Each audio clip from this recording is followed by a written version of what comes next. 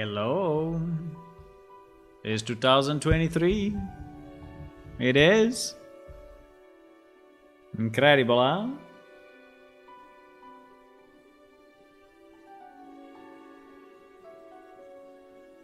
Really incredible. 2023.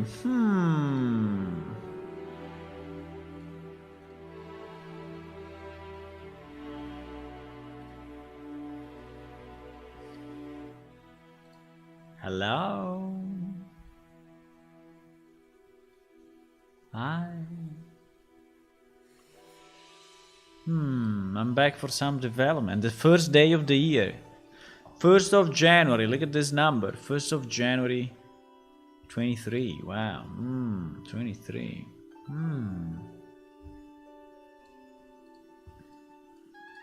The year where we will fully switch the old release to the new release.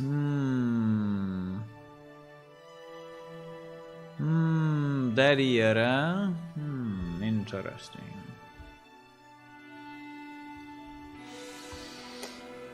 Anyway.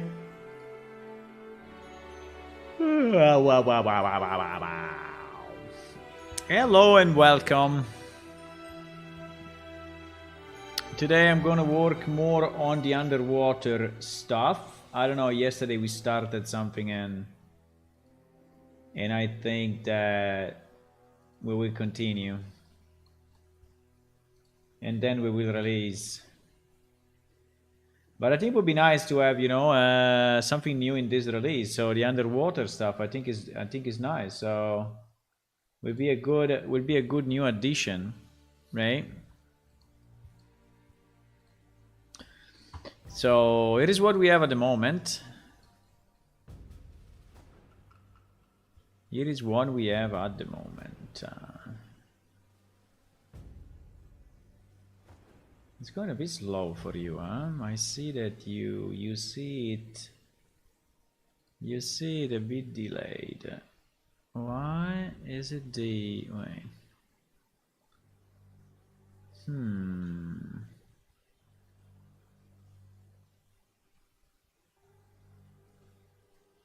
Is it the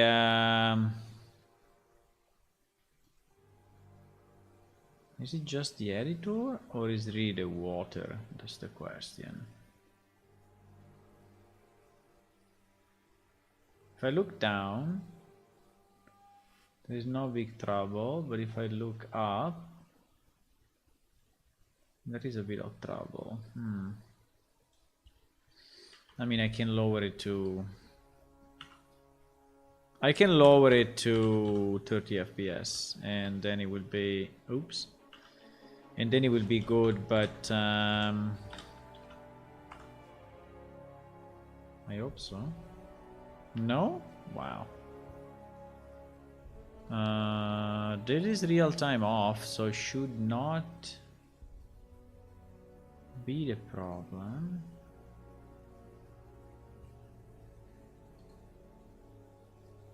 Wow. It looks like it's really that level that is generating lag.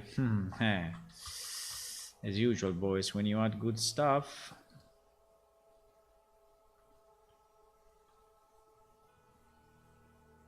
Now seems to be fine. I'm moving my head because I want to see if it's lagging or not. No, now it seems to be fine again. So maybe it was the other. Maybe it was the other. The double Unreal Editor open. Could be.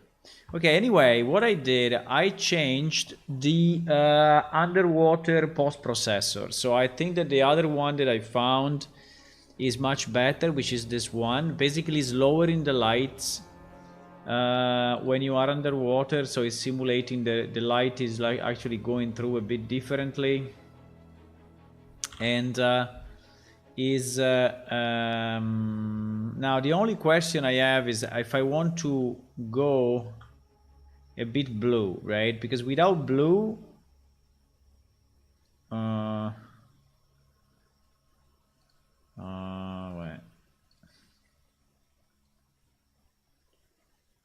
Yeah, without blue,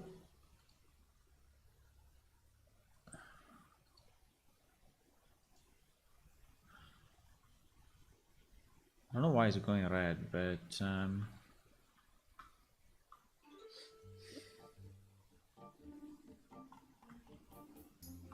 I think I prefer it a bit blue. Like if the, you know, like if the surface is also there is a bit this effect of, you know, of darkness on the side, which I think I like it a lot.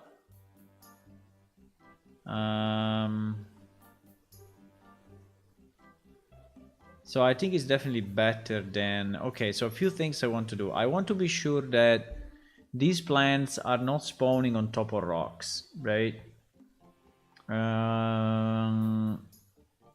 Right, and also these plants should not spawn on top of rocks. Now, I remember that there was a way to say that they should not spawn on top of geometry. I just need to find where that is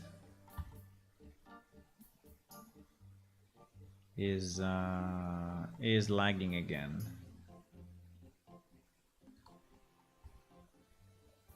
Is lagging a bit again. I think it's this I think it's this shader, that is a bit heavy as expected. We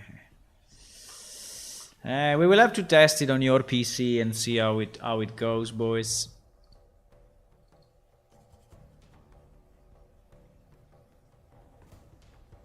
Hello, Funner. My 23 has been very good so far. I've been sleeping, eating, and fixing underwater stuff.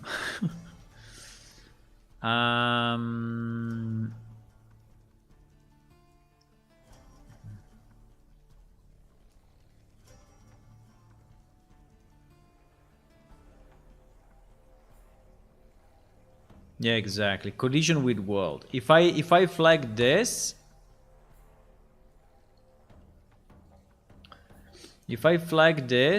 I think it will not.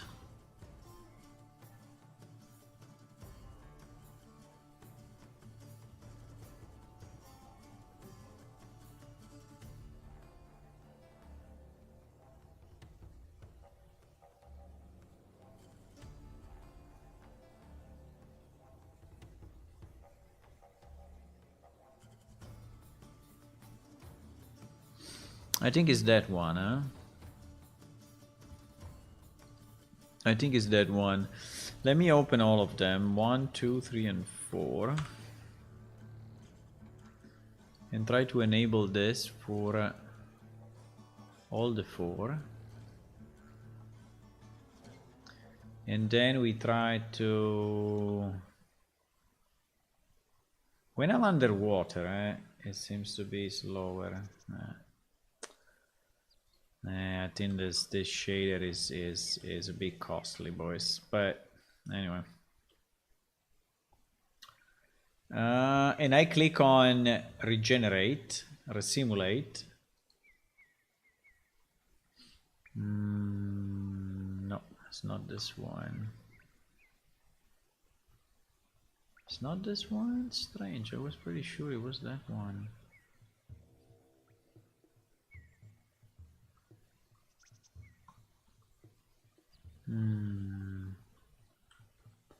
It's not that one then, huh? Okay. Strange. I was pretty much sure. Allow static mesh. Whether to place foliage on static mesh. Is here. No, but I need it. It's done by spawning. No. I wanted to do it by foliage type. No, no, no. No, no, no, no, no, no, no. Yeah, it's not possible. I mean, we have to do it in a different way then. That's very bad. That's very bad. Huh. Because this means that he will not... Because if I say no, it will be no for everything, you know? Allow static mesh, I say no, I resimulate, you see? So my rock now is completely empty.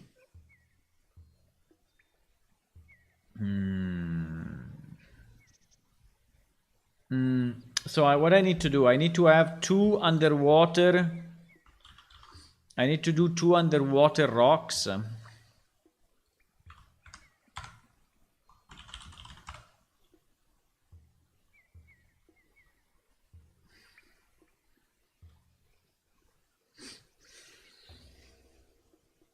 It's a bit annoying though, but I can do it.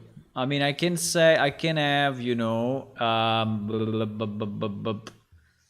can remove all this.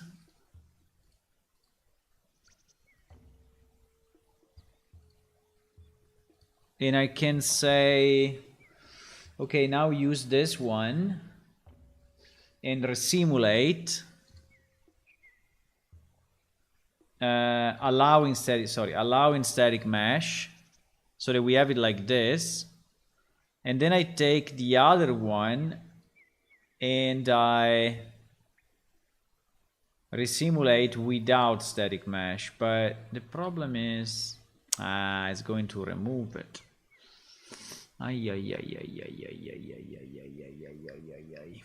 So I need I need a two procedural generation. But will they overlap? That's the question. Will they overlap? This is very annoying though. Because I really need landscape foliage, allow static mesh per foliage. I don't know.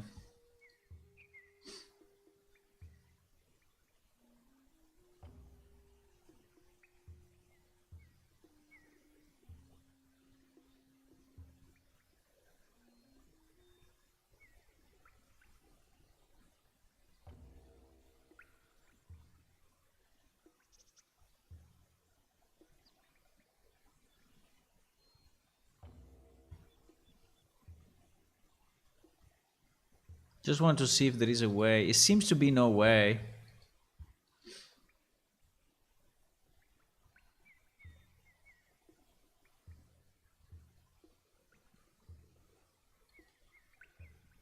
Seems to be no way.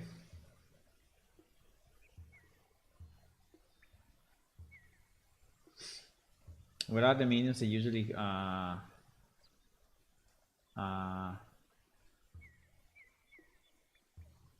yeah. Done.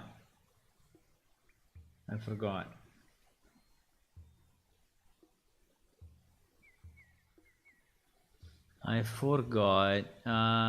This has nothing to do with Unreal.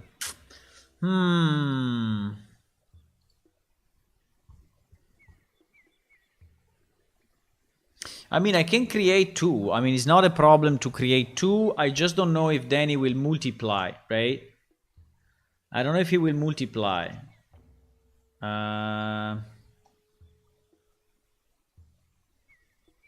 Okay, let's try. Let's try to create two underwater. So I need an underwater with rocks. And I need an underwater without rocks, huh?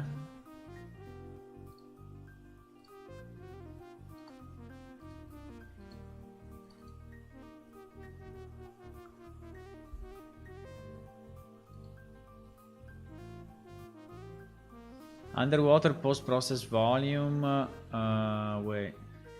underwater.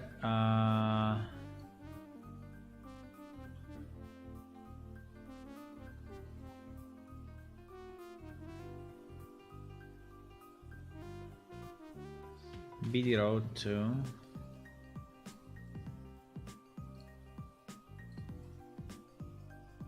One second, let me unload a bunch of stuff because I think we have too much stuff loaded. We have too much stuff loaded. So the post-process.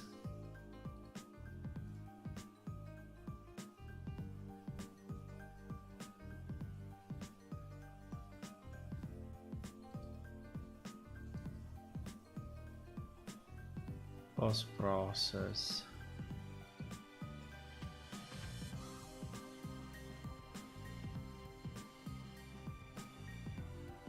No, but sorry, I don't need the post-process. I need the foliage one. Okay.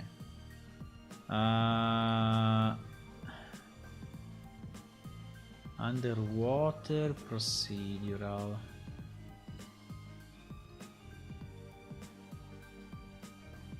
Yeah, exactly, that one. Exactly. Is this one that I need to duplicate?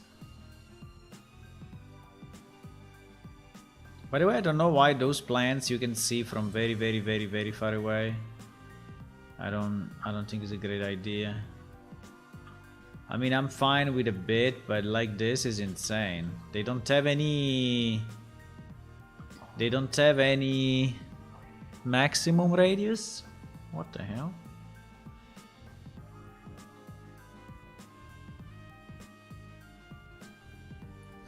Let me see.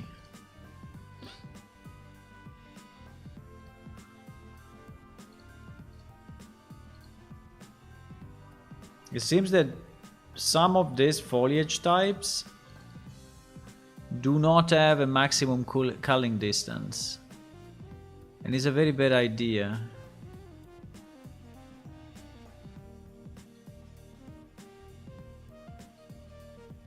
Culling distance.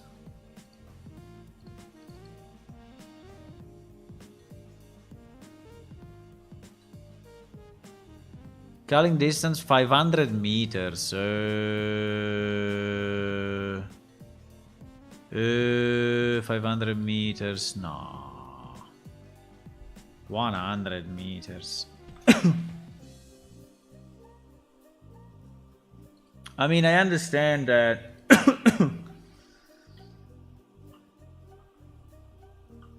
Or 200, but 500 seems maybe 200, but 500 seems to be really a lot. Sorry. I mean, if they are really trees, yeah, but if they are just seaweeds, you know.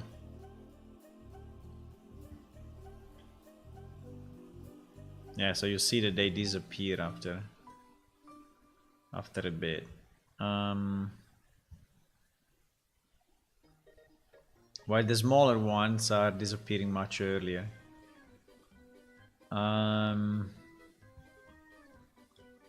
Okay, so what I was saying, I needed then 2 procedural, right? I need 1 procedural for rocks and 1 procedural. So I do what? I duplicate it. In the same spot, exactly in the same spot. So one will use underwater rocks and the other not. And the one on the rocks will use allow static mesh, and the one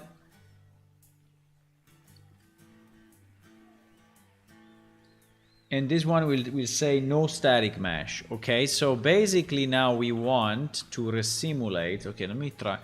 I just don't know if they sum up or if they are smart and they actually. Let me see. So if I resimulate first the one with the rocks.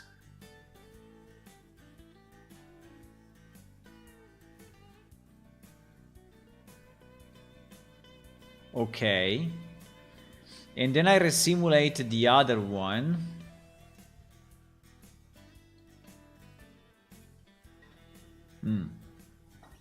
Do you think he added on top? Like one is not looking at the other? Or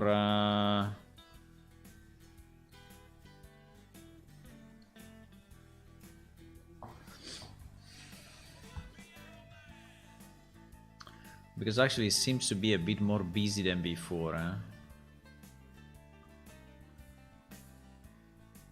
Is it? Is it more busy than before or not?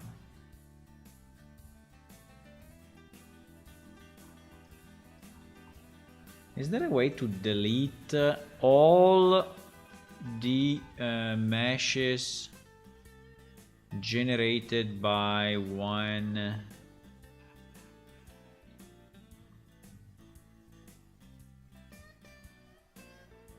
No, but otherwise, you know what we do. Otherwise, I think.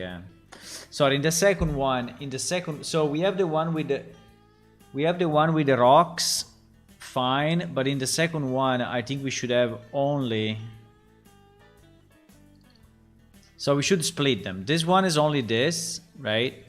And the other one is only the seaweeds, so they cannot overlap really. Right, so they cannot go double.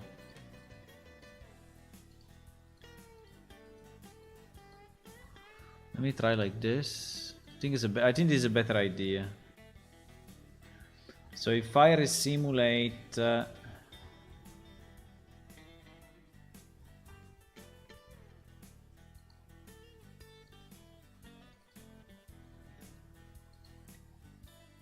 holy shit.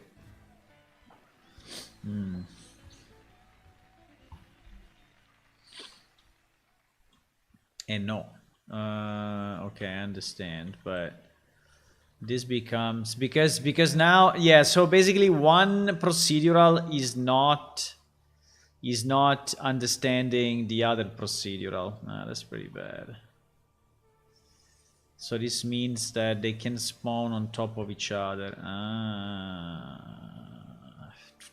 So yeah, if you put two procedural one on top of each other,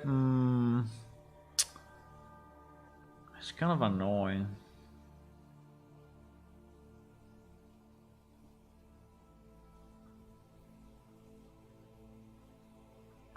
Do I have another trick to do what I want to do? Because basically I want the seaweeds only on the ground, right? And everything else on the rocks and on the ground, right? So this is what I want. This is what I want.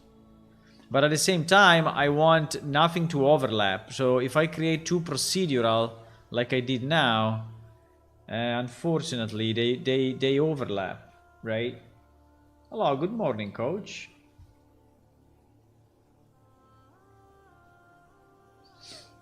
Defaults on the mod downloader. I'm off, but like we do gorgeous. Okay, thank you. Thank you.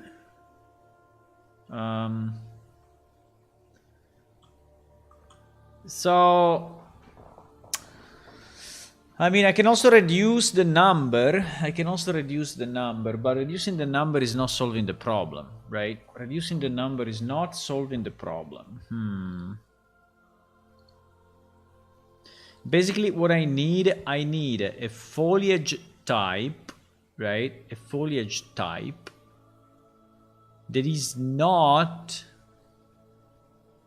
going on top of rocks.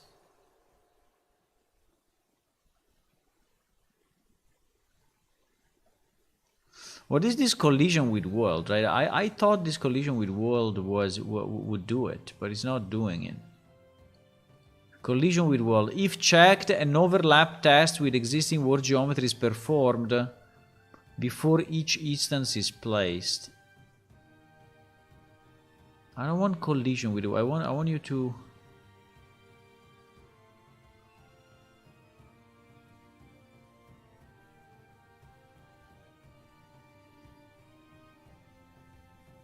It seems impossible that No collision. Collision preset. No, this is the collision of the object with me. Cache shall receive decal, element types, visible ray tracing. Evaluate work position offset. Physical material override, density scaling. It seems not possible. That's super annoying.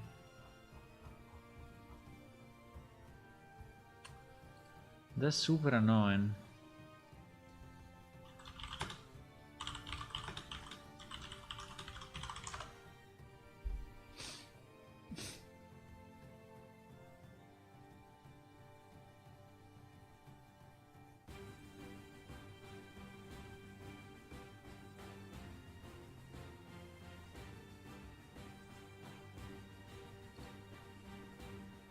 How to filter on which message to put foliage in U4. I want to put foliage on a landscape in U4. I have several meshes too, but I want to exclude the meshes to receive flora into it. Is it possible? If you're simply painting foliage, you can entirely exclude all static meshes from foliage by simply unticking the box in the paint menu. But I'm doing it procedurally. I'm not doing it by painting. I'm doing it procedurally. I think we will have to paint everything and then remove manually, but fuck.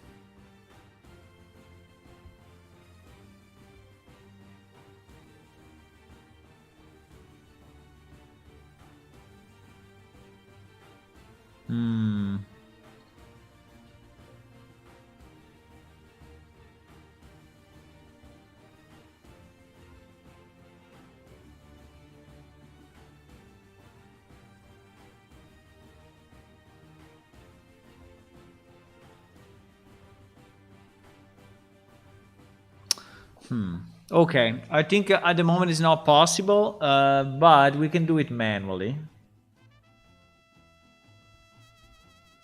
We can really do it manually, right?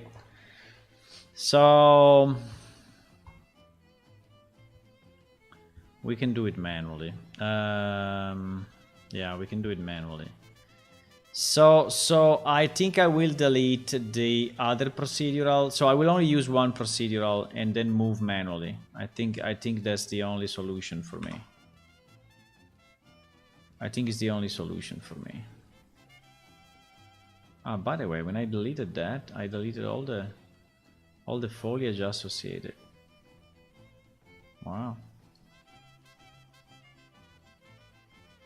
It's kind of strange. I was not expecting that.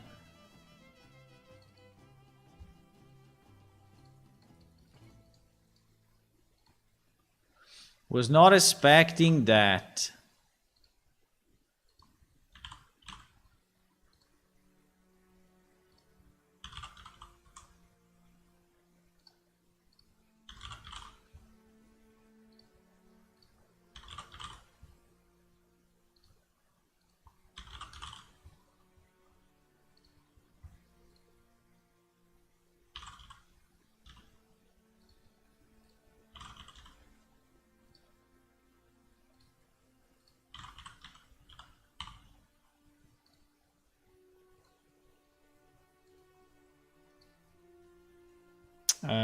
What was the name of the other one? Coraline.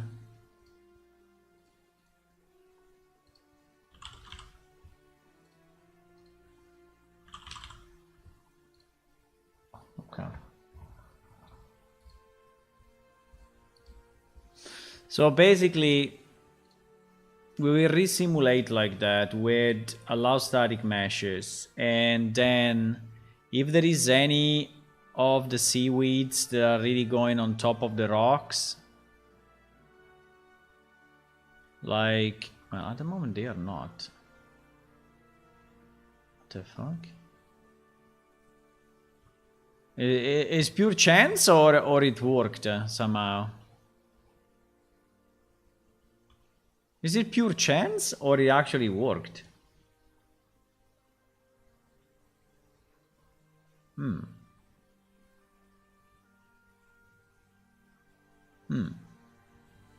Maybe it's pure chance. I don't know. I have no idea. But it looks interesting. Okay, the question is, assuming that this is what we want to do, I want to place, first thing I want to do, I want to place all the rocks, right?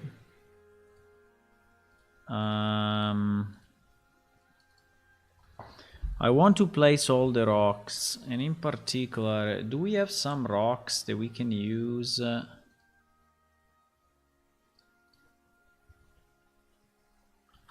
Somehow.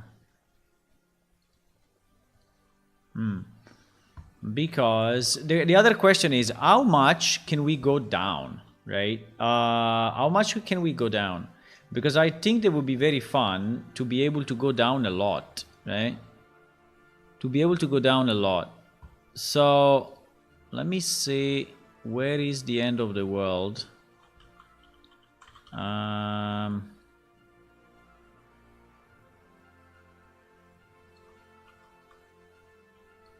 Okay, I can go down quite a bit. Can go down quite a bit.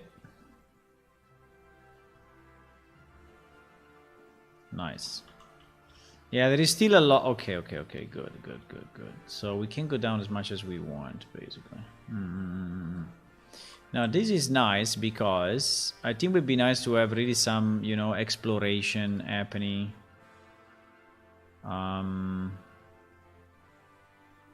Underwater, right? So what I can do, I can have the reef. I mean, it can probably go down slow and be kind of sand, right? And then let me try that. I'm not completely sure of what I want, but I think we will get a good result at the end. Let me try to go from here to here, or from here to here, as large as I can. Exactly.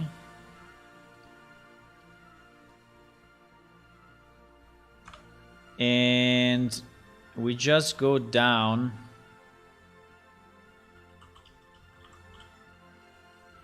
I mean, maybe not exactly like this, but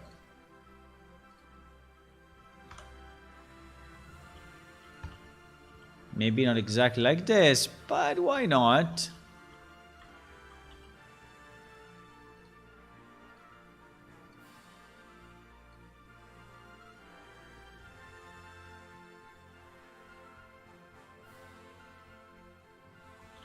It's just a test, and it's just a test. And here we and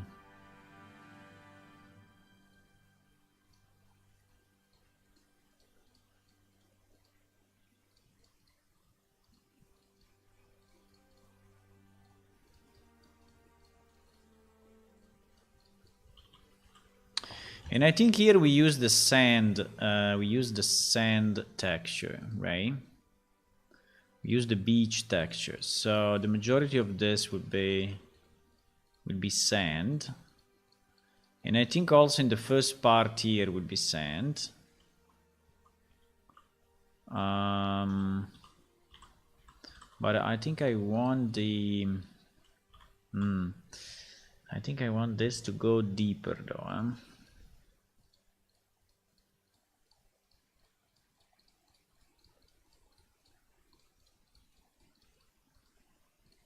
Exactly.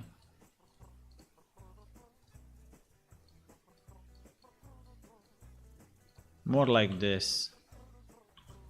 More like this. This thing is moving, by the way.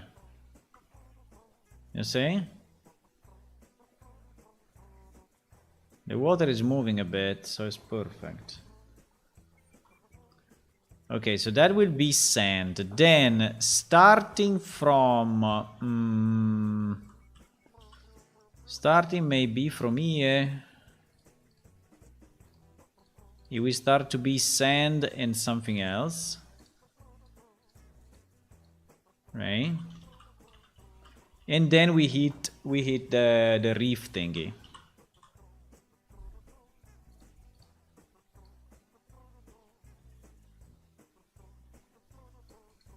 right?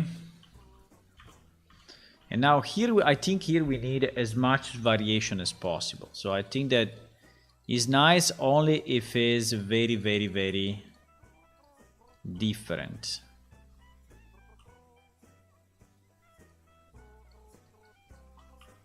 Right? And here I think the trick are really the rocks. I mean, the rocks are the ones that are making the difference.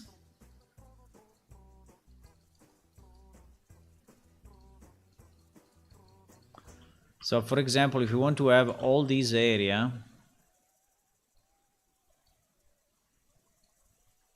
as lower ground, you can have all this area as lower ground. Right? It really goes down a lot. And then maybe we can have another area which is the opposite, which is really higher ground again.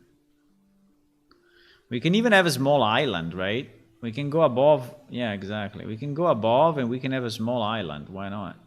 I mean, there's already a big island in the middle, but we can have other small islands here and there. Even with some stuff on it. So if we go small islands, obviously the top needs to be grass, right?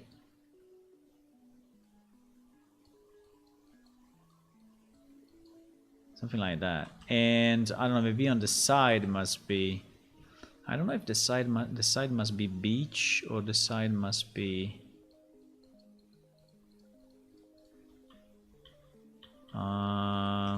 probably.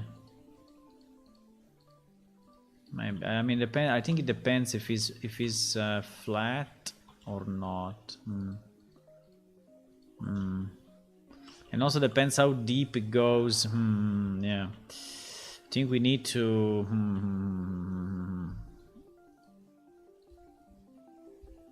I mean, if we go down very, very solid, very quick, then probably not. But if we go down not that quick, then it can be sand. Huh?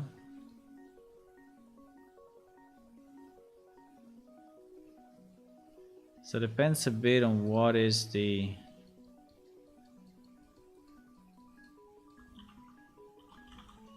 So there can be, for example, here, you know, another beach.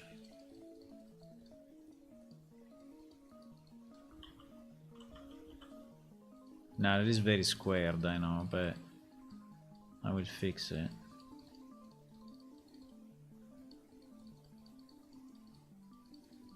Right, so there can be another island like this with, and the important point is then to make this side look reasonable.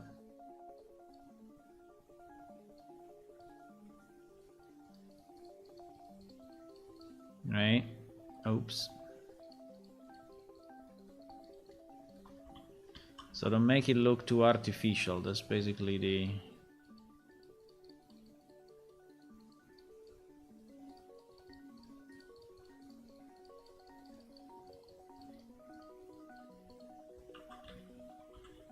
Right. I mean, the more variation, the better, basically. The more variation, the better. I think this part should be all. I mean, there should never be something flat. Never. Well, there can be some flat area, yes, but very little. That's the point. There can be like a flat area like this if we want. Yes, but should be a bit of a special thing.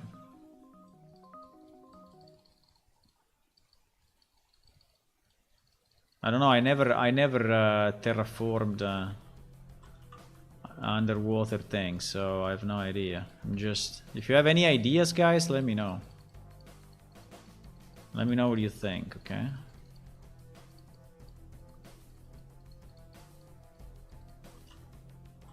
Let me know.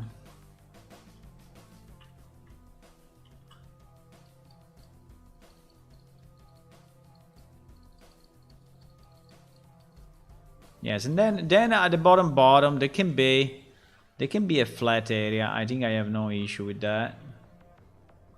And also I have no problem with this. I think it's fine.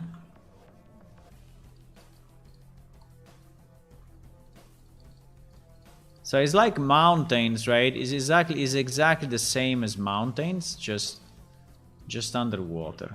But it's exactly the same. In terms of how you build them and the variety, I think it's exactly the same.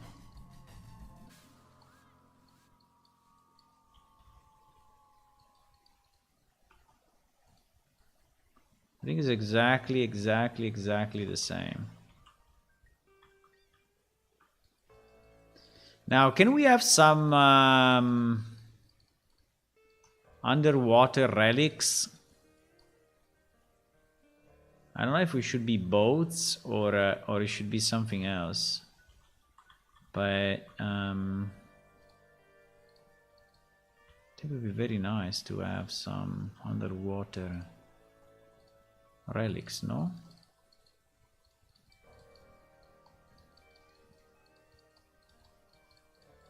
I mean, we can put some jugs and some porcelain, I mean ceramics, some, you know, some tools, but I don't know.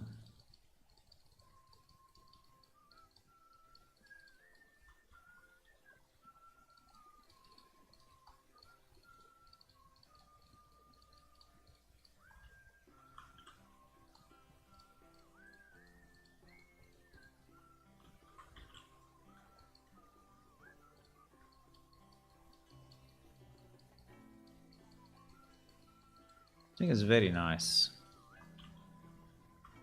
I think it's very nice. When populated with vegetation and rocks, it will be super cool. It will be super cool. The problem is that we have a huge lake to make. So I don't know if I can do it everywhere or but fine. I don't know if I can really do it on the whole lake, you know. I can try, but it's going to take few hours or more. But I think we'll be fine.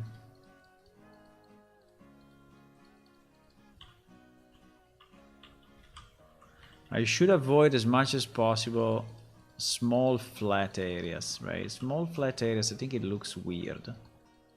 Kind of large flat areas, I think it looks okay if they are between a kind of a canyon thingy. But small flat, small flat is not very good.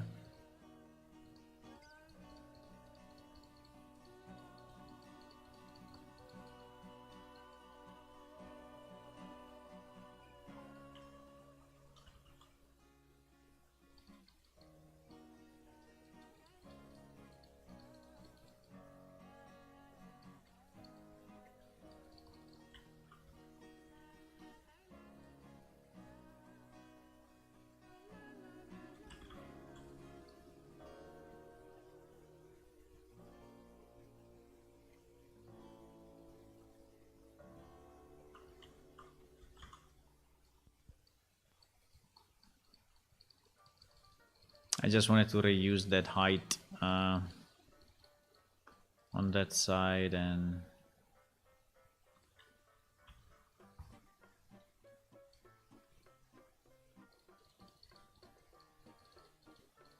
this is anyway fairly big, eh? I mean, this here we are speaking of. At the moment, my tool is 25 meters range, right? So it is kind of big.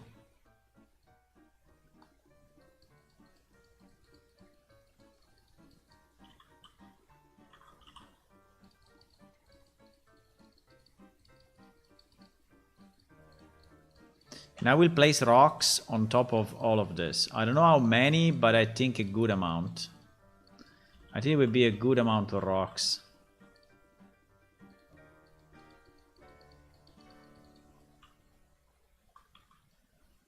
Right? I wanted to go down. Okay.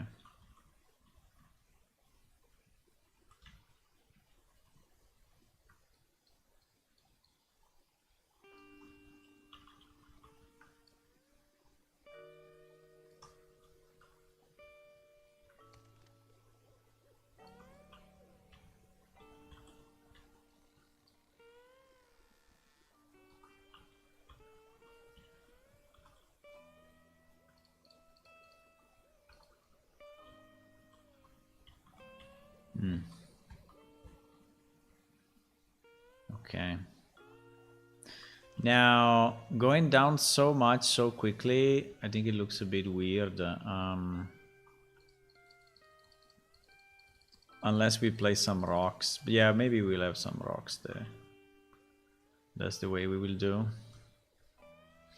So now, for example, I'm just thinking, but if I place a rock,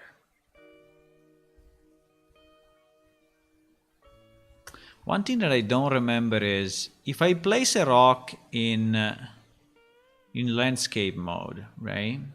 No, sorry. If I place a rock in foliage mode, like this, does it automatically...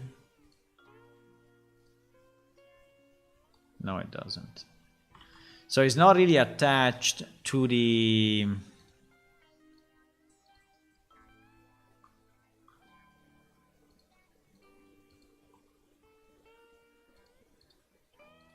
No, it's not really a foliage. It's not really a foliage. So in reality, even if I was in... Yeah, I just placed it as a normal rock. Even if I'm in foliage mode. So, or I really transform that rock into a foliage type, or is no difference, huh? Okay, fine. I understand. Okay, so for example,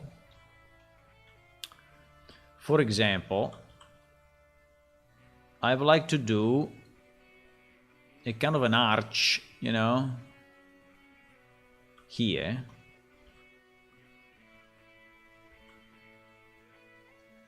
I would like to do a kind of an arch here. So I will have to scale this up insanely. But the quality of the rock is still very good. So I think we can live with that.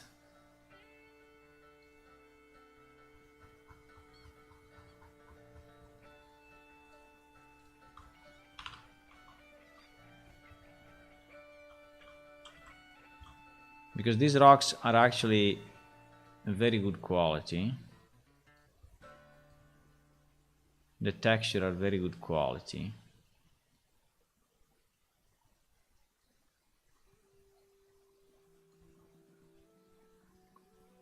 I'm just trying to understand if this makes any sense or...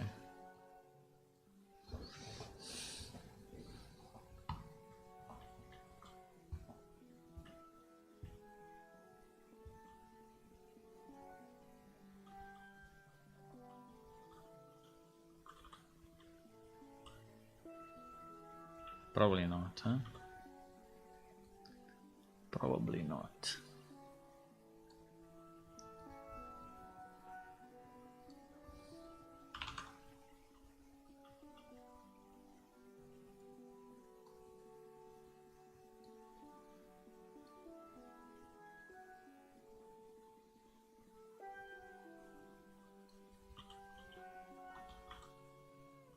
I wanted to make a kind of an arch, you know, that you can go through, but seems it's not really...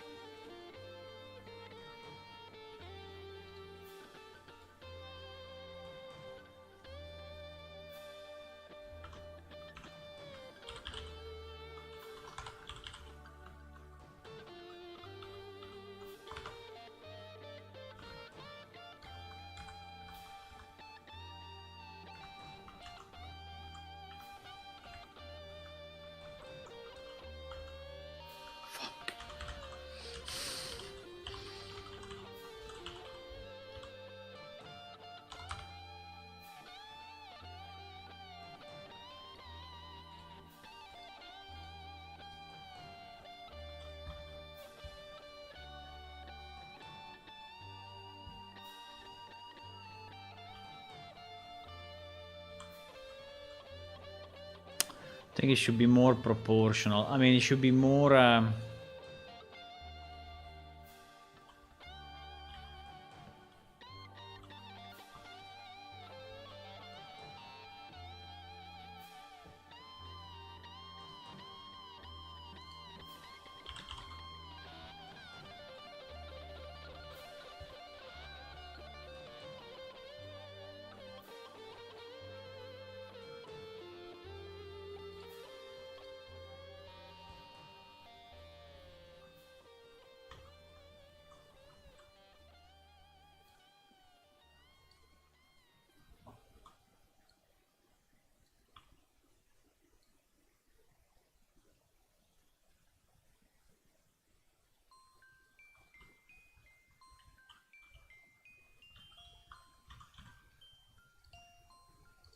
it's not easy, eh? I mean, it's not so easy to understand how to do it. How to connect...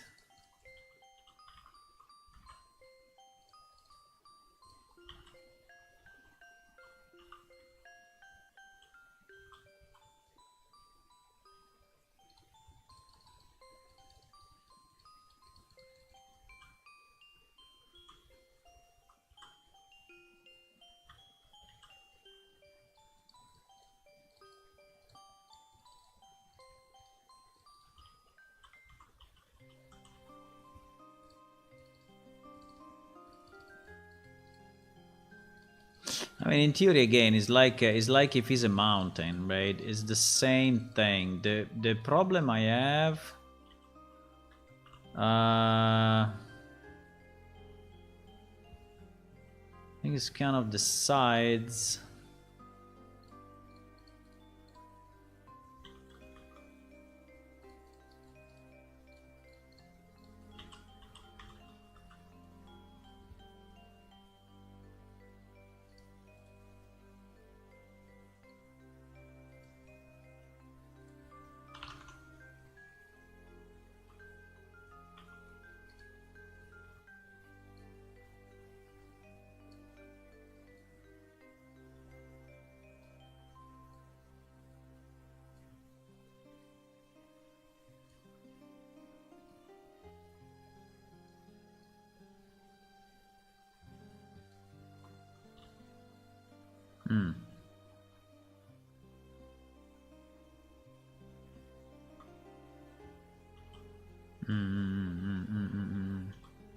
Yeah, something like that. Now they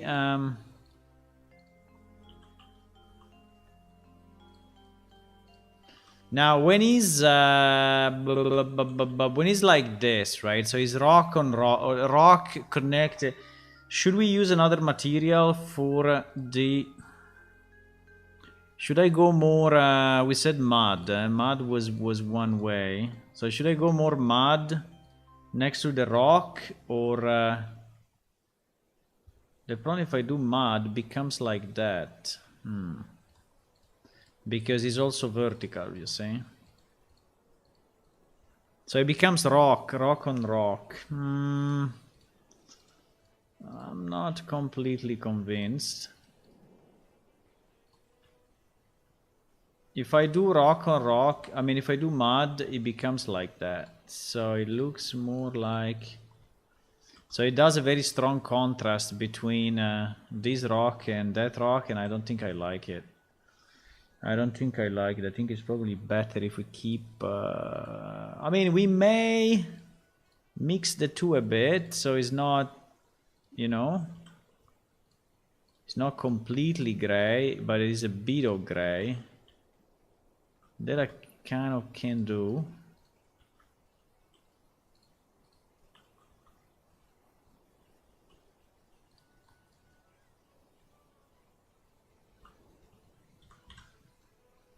Even if I think that the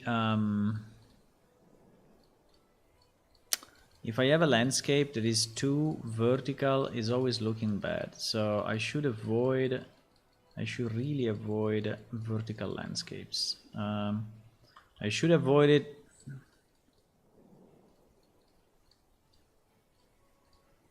Above water, but also below water. So I think that here...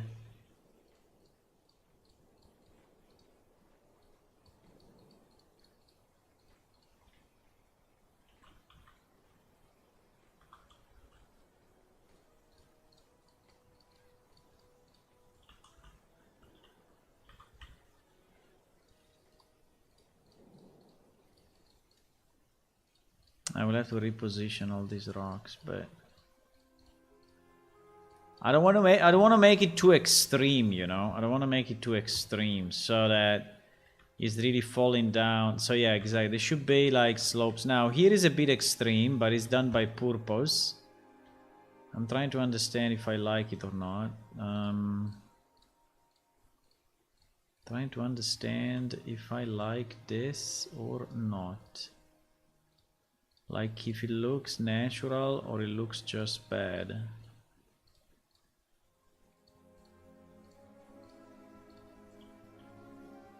Right?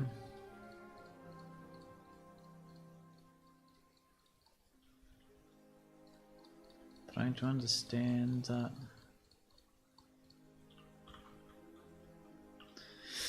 Now, if you want to go down more, right? I mean, obviously we can. So we can go down more than this. And in theory, we could even have a dungeon, right? We could even have. I mean, we could open up, you know, a side like this. So I could open up. I could open up a hole, you know. Could open up a hole in the water, and here we can start a dungeon with normal geometry, right? We could do that. Now, do we want to do it now? Probably not, but it's something we have to keep in mind, right? That we can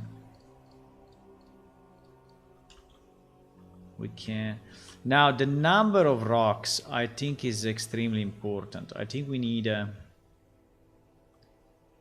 many rocks.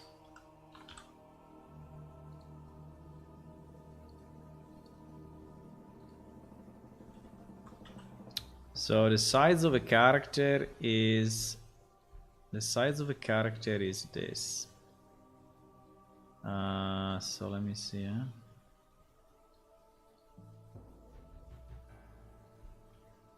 So that is the size of a character.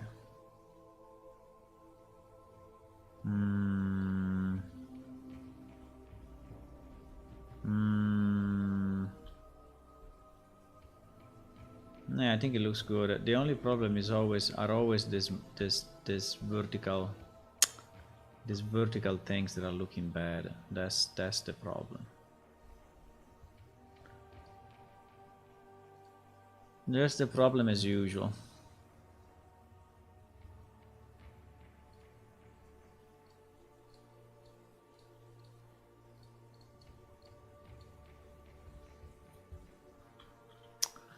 I think having it this color is bad. I mean, it doesn't fit. It just looks weird.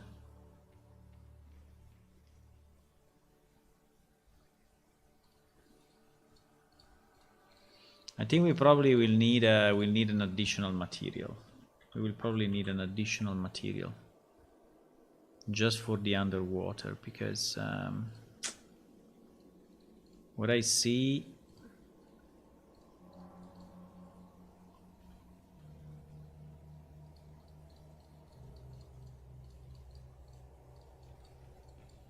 is that it tends to be a bit too much monotone, right?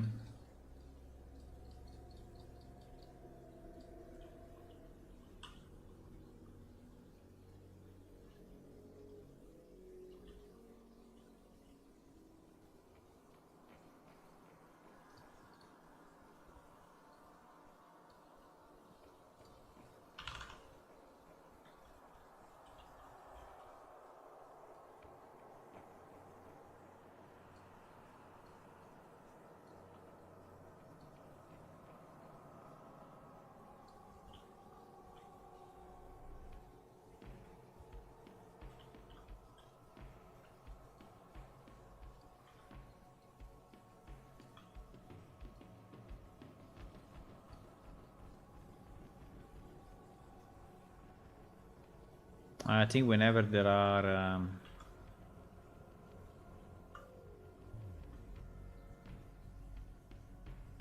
do you think he will put stuff below this or not?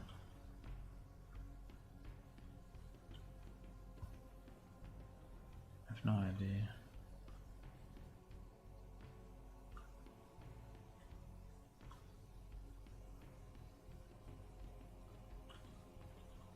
I think I need to use these rocks more. Like making them really impactful, making them really big, and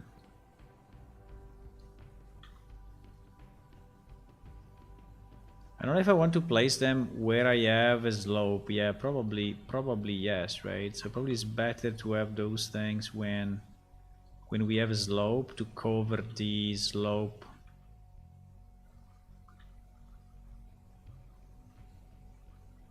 More than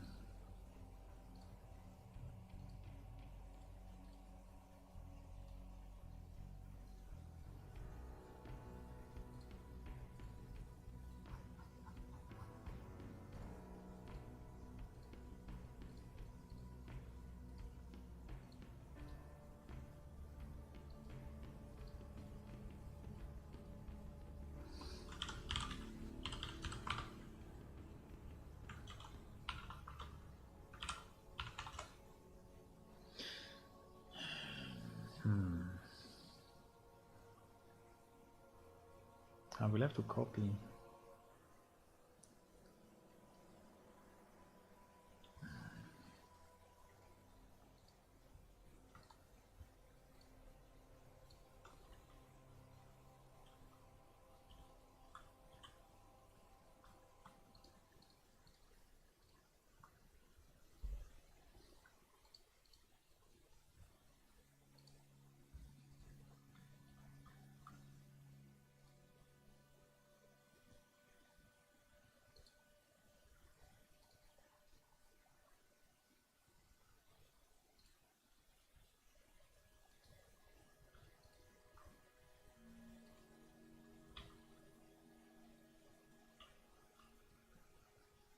We already submerged 2 rocks. Well, number of rocks. Not 2 rocks.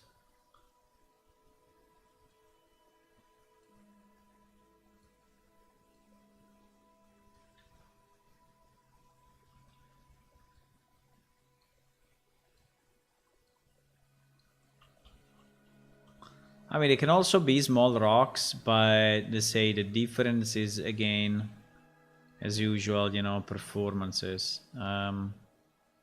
If we have smaller rocks, I have to place so many more and performances are going down. So, if possible, would be nice to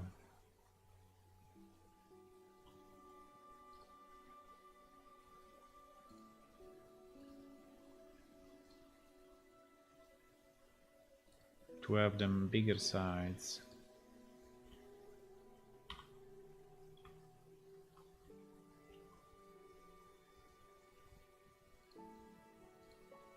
Just trying to clean up a bit and move all the rocks to the right level.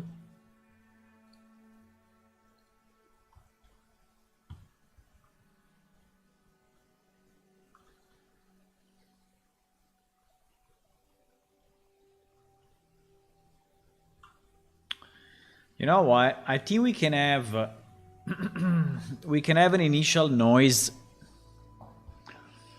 I think if I go landscape noise and very large,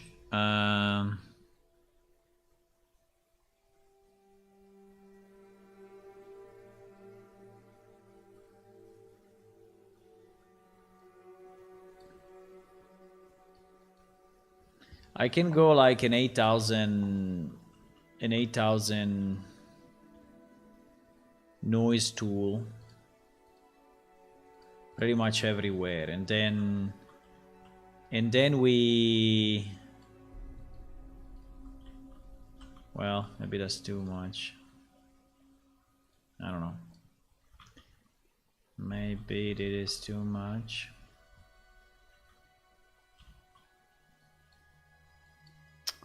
Because this noise, I don't know if I like it though. I mean, this noise okay, but it's not really going down enough or up enough to be interesting, right? I mean, it helps, but I don't know if it helps enough.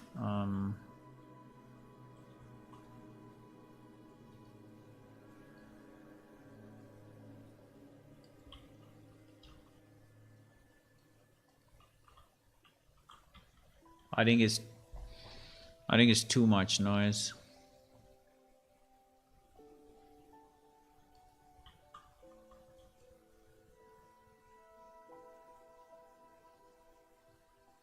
Mainly underwater. I think that the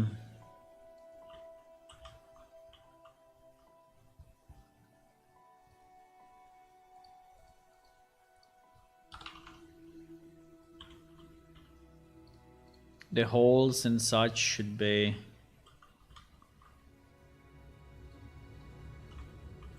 a bit more weak, not that strong. But okay, it's already looking, you know, more interesting than before, for sure.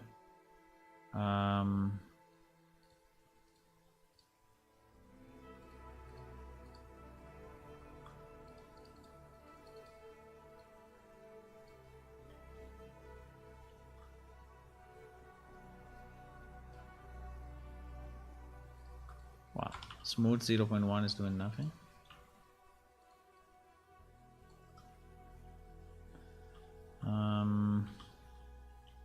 Yeah, and then all this cost obviously cannot be like that, right? Cannot be like complete flat, and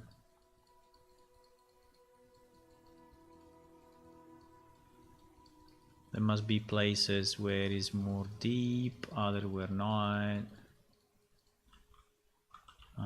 Places where it's coming forward.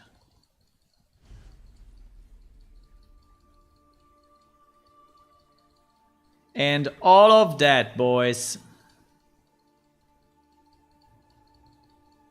I think I will need some of you to test it to really see how it goes, how it runs on your PC, because we will have a lot of foliage, I tell you.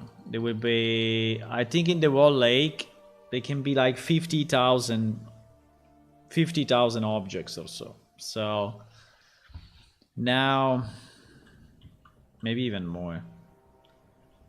So the point would be, with that density, is that density going to kill completely the performance of the game, or would it be okay?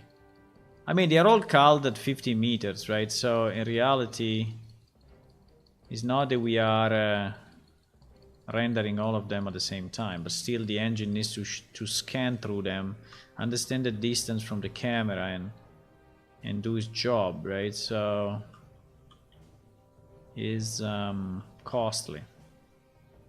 It is.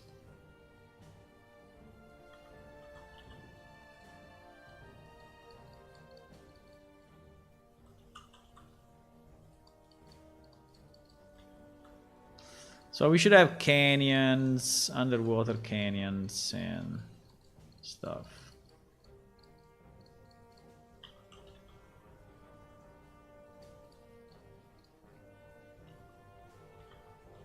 Underwater canyons.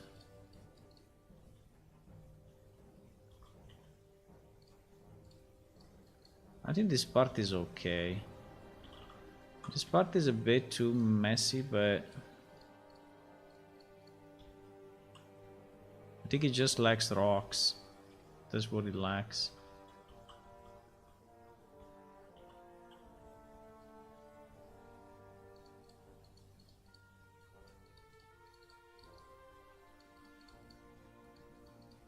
I think there should be some parts where it is really more shallow.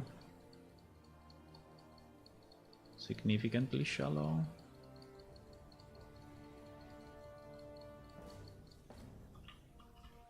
Like this.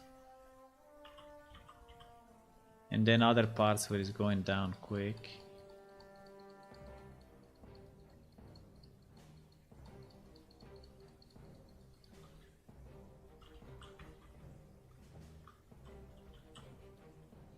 It's kind of interesting, a bit weird, but a bit weird, maybe.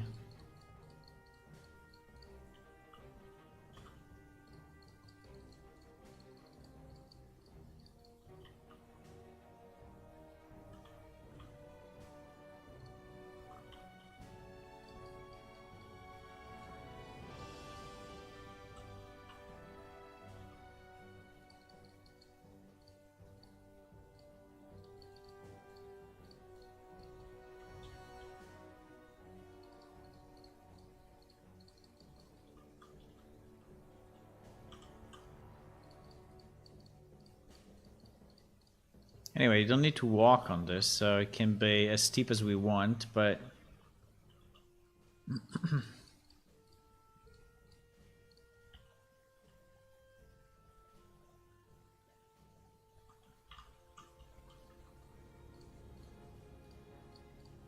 yeah, underwater, the slopes, I think, are fine.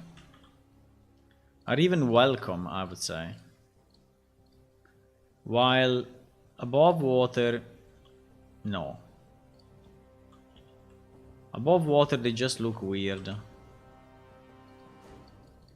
But below water, considering the corrosion, considering the, yeah, the water current and everything, I think it makes sense. That is...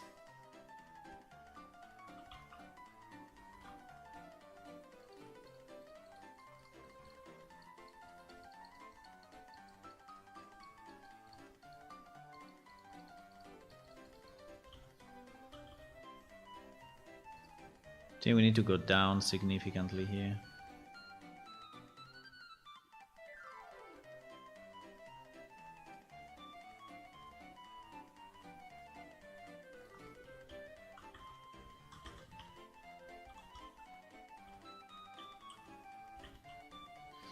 I will try noise again, but let me see the tool strength. Noise mode, add or subtract. Add or subtract. Noise scale 69. Brush size, brush fall off. I mean, I would like to have a lot of scale, but a very large brush. I don't know. I think I would like to have a much.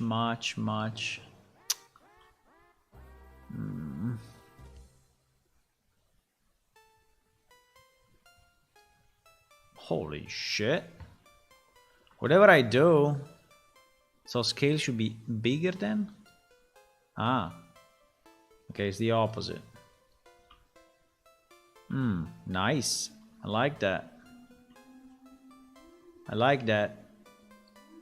I think is helping. Also because then we will probably just move down. I think it's helping. It's kind of helping. I think it's kind of helping.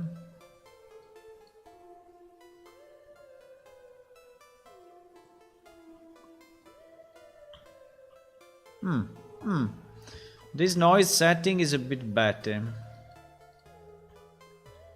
Obviously we will have to do here and there.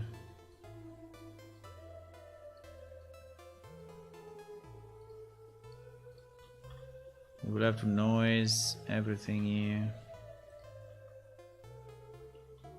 Okay. Okay. I think the only problem now is the side, but it's already looking much better. Eh? This lake is insanely big.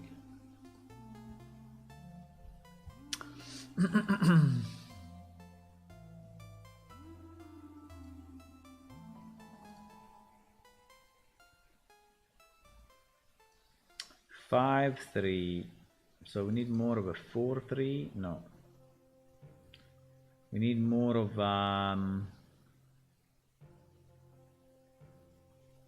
6-3. No. 4-6. No. Wait, I cannot find the right ones. So that's 5-3. That's 5-3. And this is 5-6.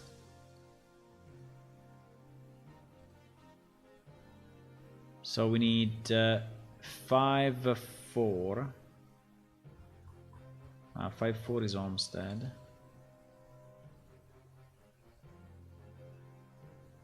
Just because we have a piece of yeah, a piece of lake, and then we need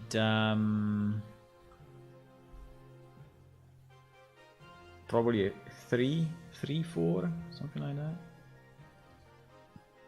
Yeah, and a 4-4. No, 4-4 we have already. 3-5. Okay, that's the wall lake. That's the wall lake, boys. Believe it or not.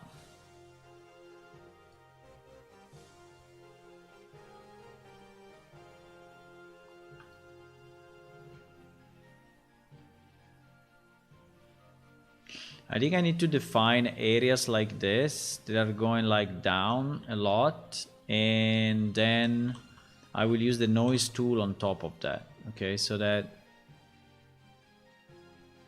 we define, for example, that this area is really deeper than anything else, and then we use the noise tool on top, and yeah, then maybe we decide that this area is the opposite, so like is taller, and then we use the noise tool on it, and so on. Right. Where is the water level? Water level is there, eh?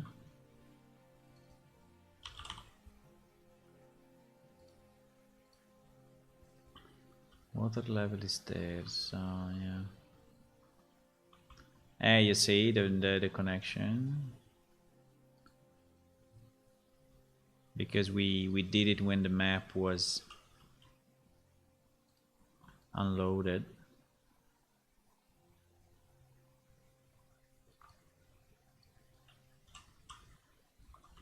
Yeah, then something like this, and then we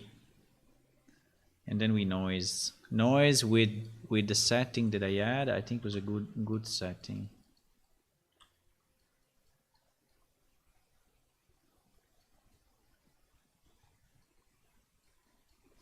Then he has to be reworked, but I mean worked, not reworked. I mean worked a bit. So we need to go there and detail everything, right?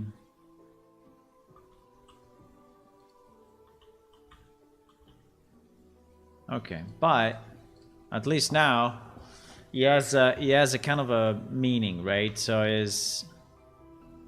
I think it's still too high everywhere. Yeah, it's too high everywhere, basically. I think we need to go down a lot in many of these areas. If I look at it from this side, yeah, there is this part that is kind of low.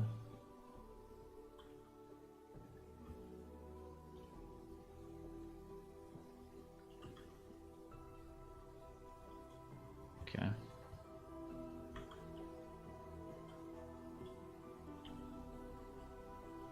There's an island there. How many islands we want? I think we want few islands, no? I think islands are fun.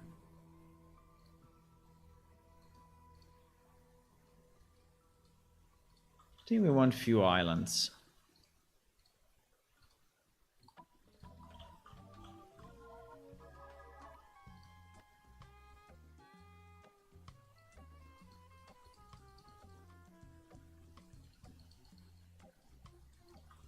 Wow. It is a 900 tool. It looks super small, but it's 900. It looks very small, but it's actually 9 meters.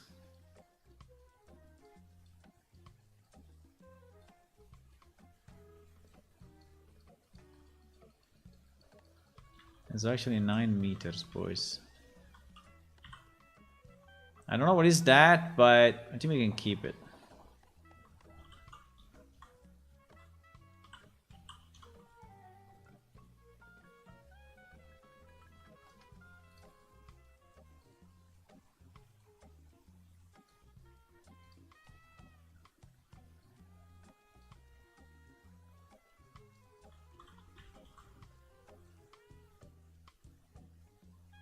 I think we can have a bunch of islands.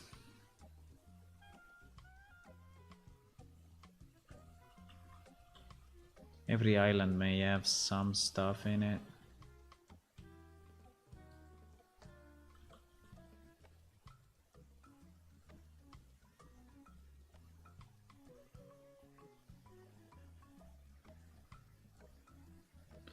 Let me save because we did a lot of work and I don't want to lose it.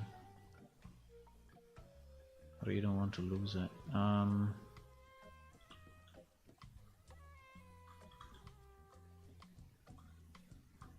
Now we probably need more land. There is not a lot of land in this island, so probably we need a bit more. And have a kind of a, yeah, kind of a shore.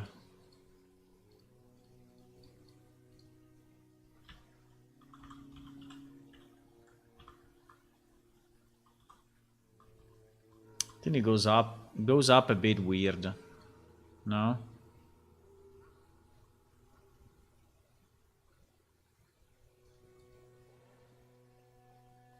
Probably too much.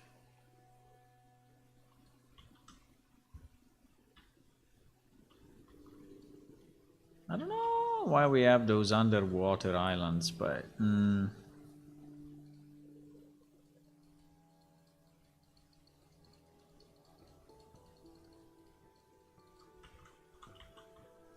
looks a bit strange.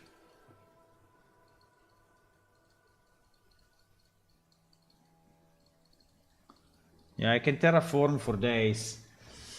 Hello, Fergus. Water. Hello, Electra. Water horrible, just give me the desert. Well, in a certain way, there is sand. There is sand here, right?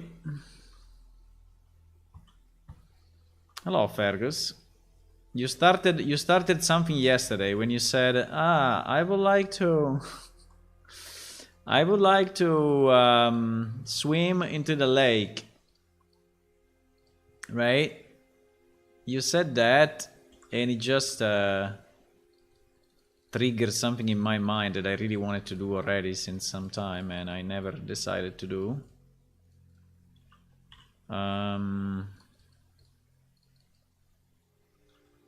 Look at how nice it is. It is below. I mean, at the moment I don't have the...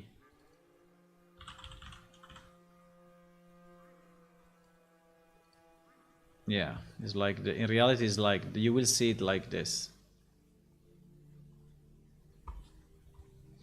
I said I wanted to visit the island in the middle. Yeah. Wet sand. Yeah, it's kind of a wet sand.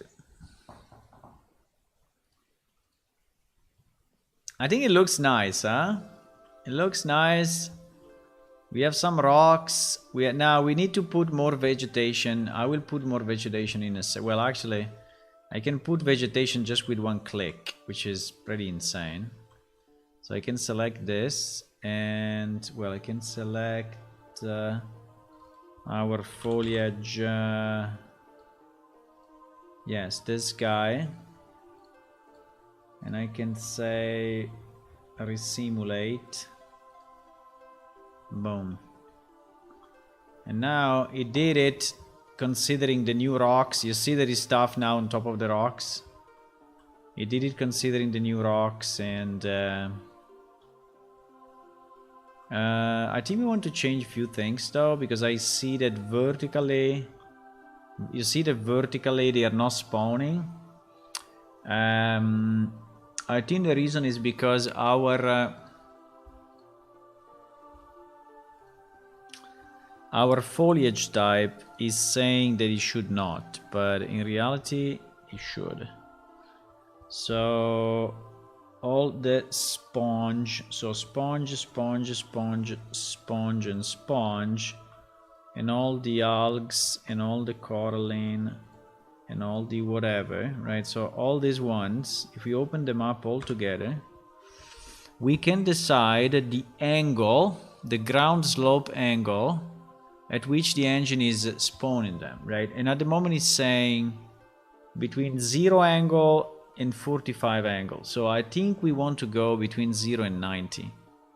We don't care. I mean, it can even be... Ah, that is also... I can go 360. So they will be attached below. Okay, let me see what happens. You will attach it below? Maybe. I don't know. Let's resimulate. Uh-oh. Uh-oh, we broke it. It didn't work. I think 360 is confusing him. Okay, let me try 90, which is what I wanted to do originally. Originally I wanted to do 90. Yes. So now, even if...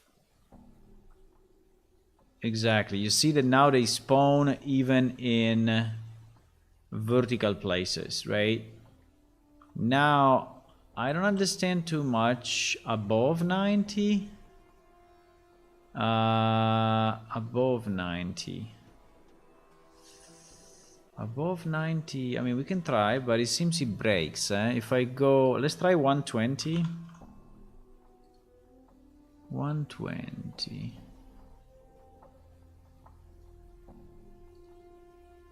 It's identical. I think above 90 doesn't do it. So below, like in this rock, it will not place an object here, right? But even if it's a pretty much vertical wall, it can still place it. So it can place stuff. Yeah, exactly. It can place stuff like here, right? Which is right vertical, completely vertical.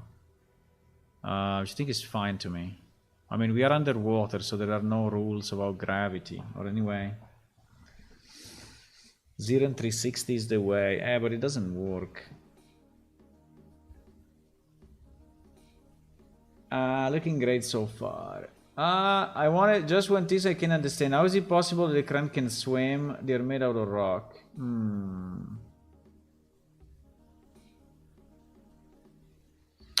They should walk on the bottom. The crane should walk, but at the moment, I don't have a way. I don't have a way to do that. I don't have a way to say that only one race is using different physics. Because the physics are decided by this thing, right? And... Okay, now we're gonna do something. Now we are going to generate foliage on this wall block. Okay.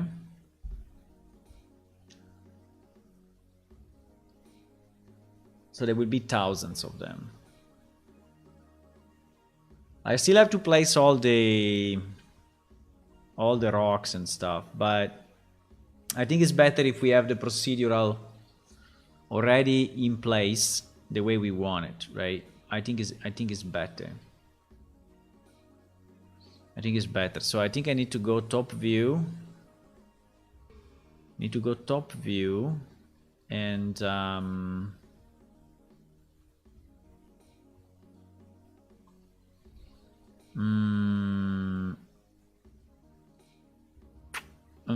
I think I can center it in the same place where I have this. This is my... what is it? This is my... Nav mesh bounds, huh? Nav mesh bound. I think this is exactly the sides. Yeah, I think this is exactly the sides.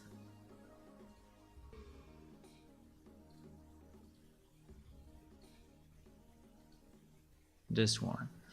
So I think we can take the same position and the same scale. So it's 636. 636. The only problem is that I want the location. I only want the X and Y location. I don't want the Z location, right? I think.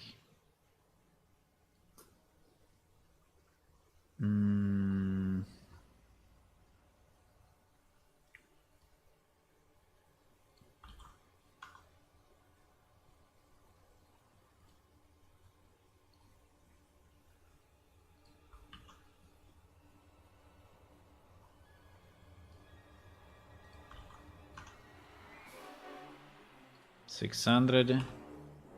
Wait. No. Fuck.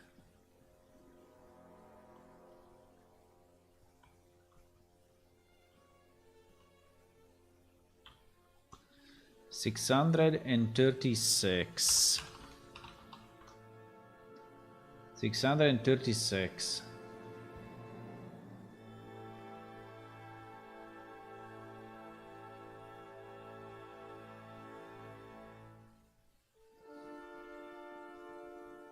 I have the feeling this is related to light. It should be under also, but game mechanics. Hey, unfortunately. Okay, now if the only thing I need to check is the height, okay, of our, because we don't want to generate obviously procedural on the you know, underwater stuff. We don't want to generate it above ground, above water, right? So, but it seems to be fine. Well, somehow it seems to be a bit too high, actually. At the moment I'm doing 30 meters. No, I think I need way more than 30 meters. You know what? I think I need exactly what I have on this one. Yeah. I think I need exactly what I have on this one. I don't know why I didn't want, but it's the same because this one is touching the... Yeah. I think that is exactly... Yeah, I need exactly the same thing. 150.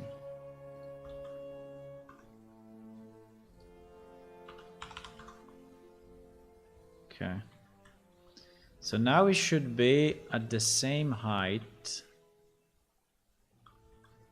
And so hopefully it will not generate stuff like here on the islands.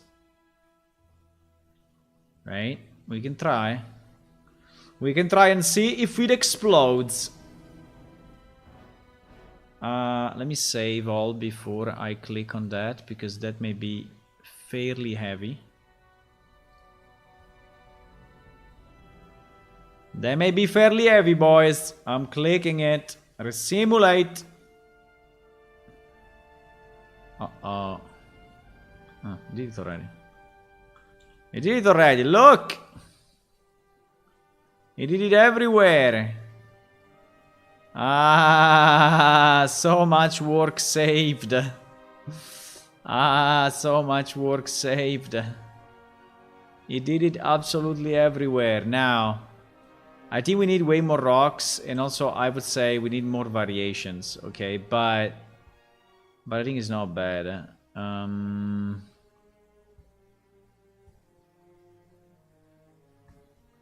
think it's not bad. Do you want to go and swim? We can go and swim, boys. Do you want to go and swim? Let's try. I want to see the FPS. I want to see the FPS that I have. This location, I don't have this location, so I think we need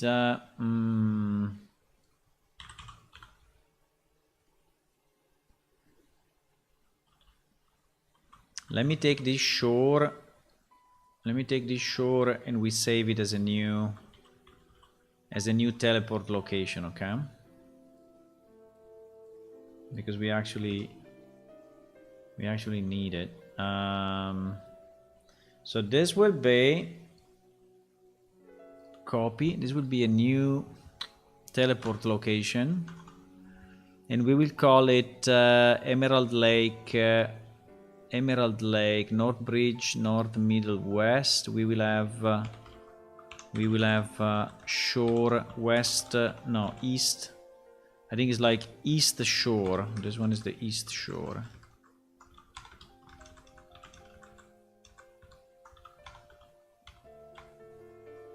Ah. East Beach. Electra, did you download and play the game or not? Now it's open to everyone.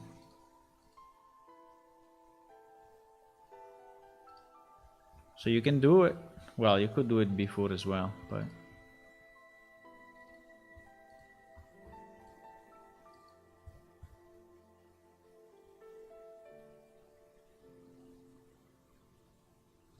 Yeah, the border of the lake I still need to make fully. At the moment I did only this part where we have this this shore, right? When we have this beach. I only did this.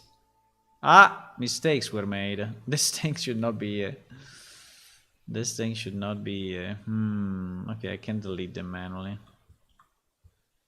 I did only this part. All of this needs to be done. All the borders, everything needs to be done. So, yeah. Yeah.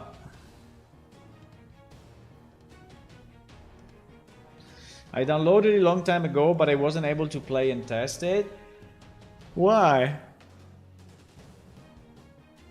Are you on Linux? Are you on Linux or what? You should try again. You should try again. We made a lot of improvements. A lot of improvements, my friends. A lot of improvements. A lot.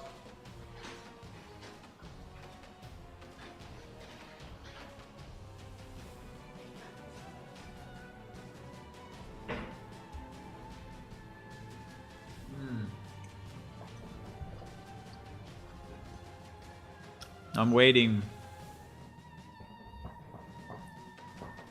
I'm waiting the server to load because we have all the maps.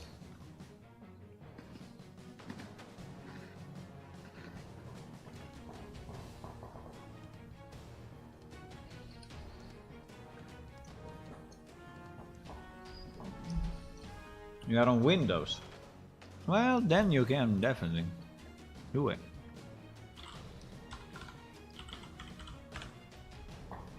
You can definitely do it.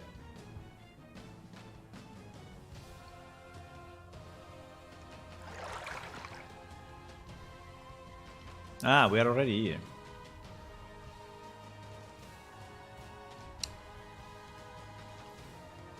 Oh my god. Okay, GG. Fuck. Ah no, it's working now. I don't know what is going on, but it's super slow. Like it's beyond slow. And also the light is completely fucked up.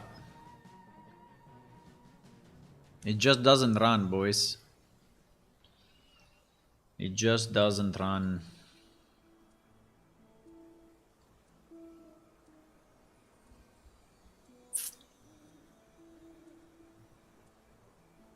I have 2 FPS.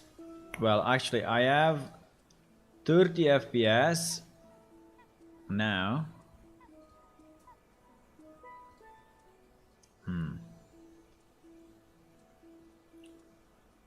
But sometimes Is the light change affecting?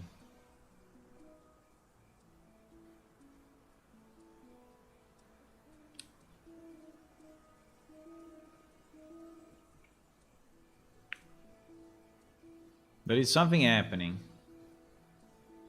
Like sometimes we have 30 FPS, sometimes we have like 2. Okay. GG.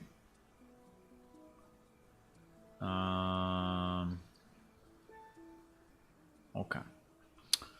Let me see if...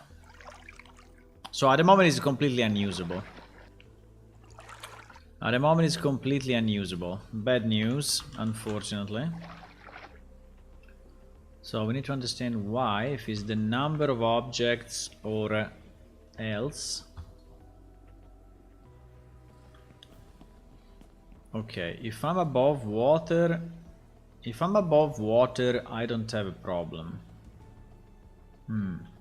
Okay, that's good at least. If I am above water, it seems to be reasonable. I mean, it's at 30 FPS. And in theory I see... Well, let's go day, because at the moment it's night.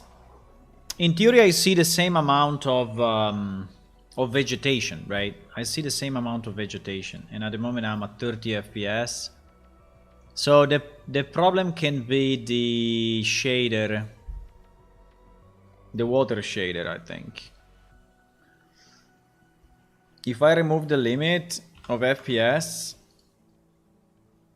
I am at 70, 69, 72. So I am at 70 FPS now on my PC, obviously. But yeah. Now the problem, I think, is when we go inside the water.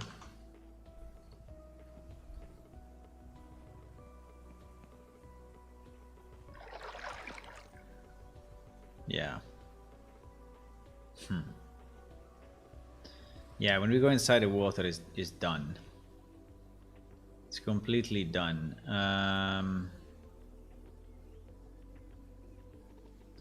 don't understand what is it though, because like now I'm not rendering.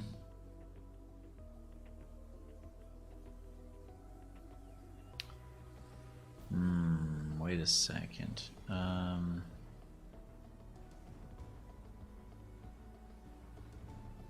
You see that here is okay, but when my camera goes in, well, let me do it. Let me look this side, so there is no geometry. Yeah, as soon as the camera goes in the shader that is doing the wave, is becoming impossible, right? It's becoming like unusable. So unfortunately, I think it is the new wave thingy that I added. Is the one that is making your view go left and right. It's very strange though. Also, I think at the moment I left both shaders in. So in reality there are two post-processors, one on top of each other. That maybe we should remove, huh? But because now we have the old post-processor that is still in, and the new one. Now if I delete the old, I can delete the old anyway, I have a million others. Okay, let's try to see, because we have a big issue here, eh? Like stuff is not working at all. So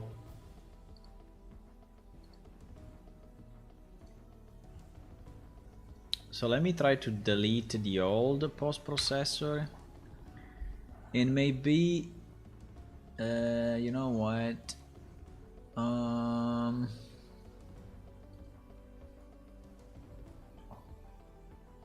I think I will disable. Now let's do one step at a time. Okay, we deleted the old. We deleted the old. So now there is only one post-processor happening. Because maybe the two post-processor were like conflicting. That's possible. That's kind of possible, huh?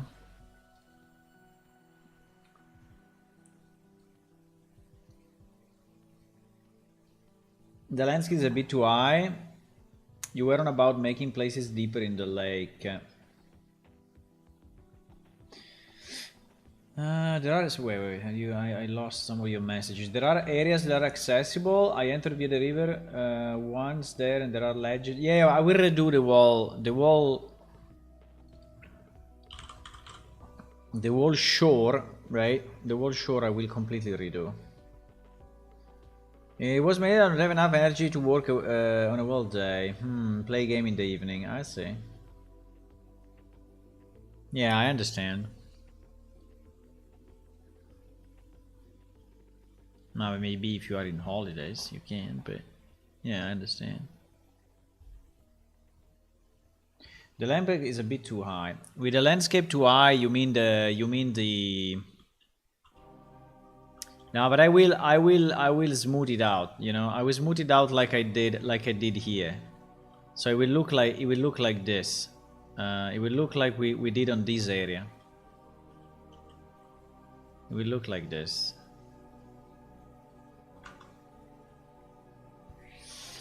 I don't know exactly what is happening, but it seems that we have a problem between.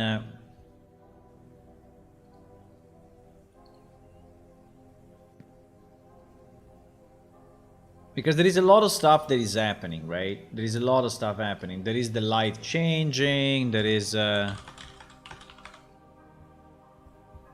So there is a lot of stuff that is actually happening. Okay, now I deleted the old processor. No, okay, it's the same. It's exactly the same. So as soon as we touch this, it becomes impossible. Okay. GG. Okay. So let me try to remove. So in this shader we have few things. We have okay the scene color, which is fine, but we also have this post-process underwater.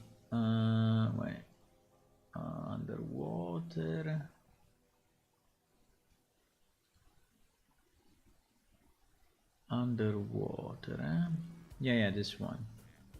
Yeah, we have this one, which is screen wave. This screen wave is basically the one that makes the screen go a bit left and right. And it looks like it's underwater. So it looks like this one probably is too heavy.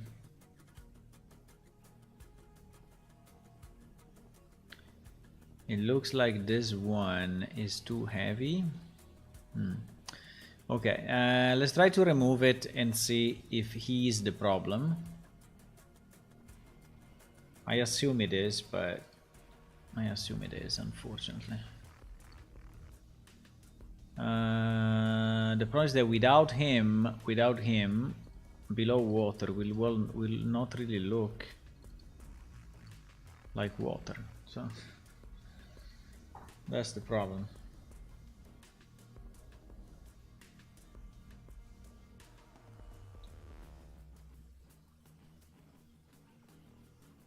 I think that's the issue. So it doesn't seem to be a problem on the number of foliage that we have. Well, I don't know, Eden. I don't know. Maybe it does.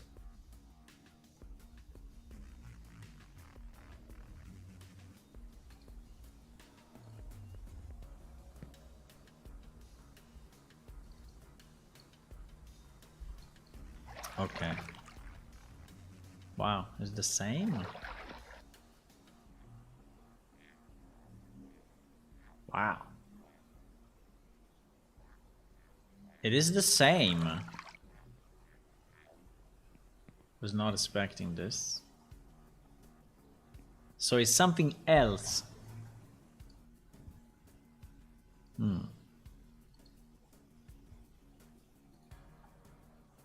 It's something else.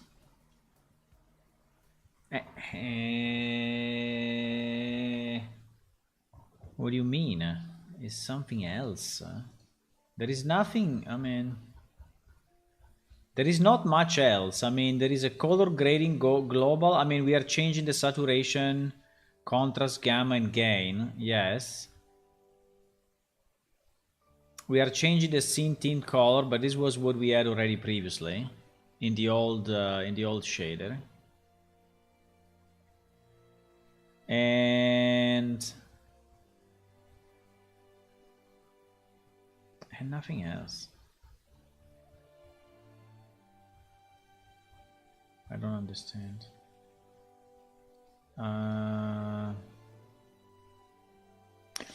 We have bloom intensity on.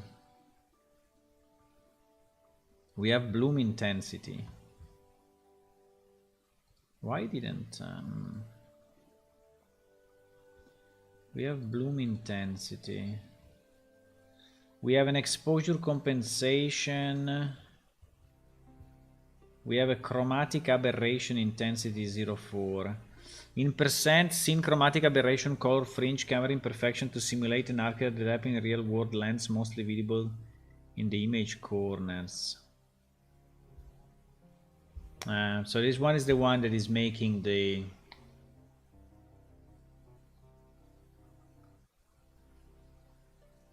side go darker, which is very cool, by the way.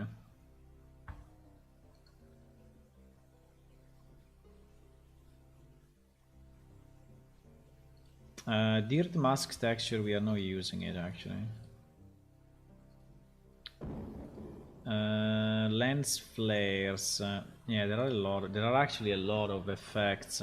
There are a lot of effects. There is the vignette intensity. There are a lot of effects, one on top of each other. There is the lens flare. Okay, let's try to remove the ones that we don't care, okay? I think lens flare, I don't care. Well, even if it was there already.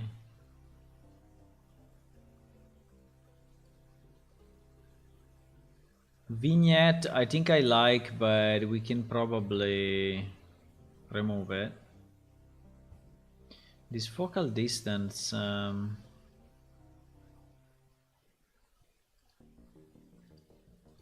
0 is the default, so this saturation, global saturation, I think we should keep it as it is.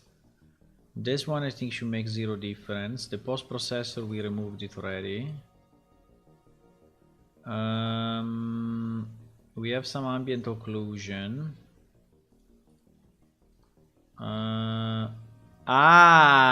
We have motion blur. I think it's this shit.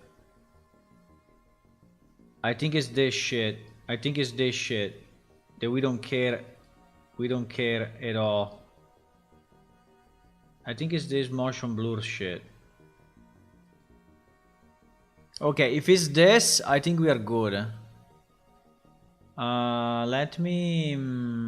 but now we have changed all the parameters, huh? Okay, but I think it may be the motion blur. I think it may be. That is actually trying to do too much, and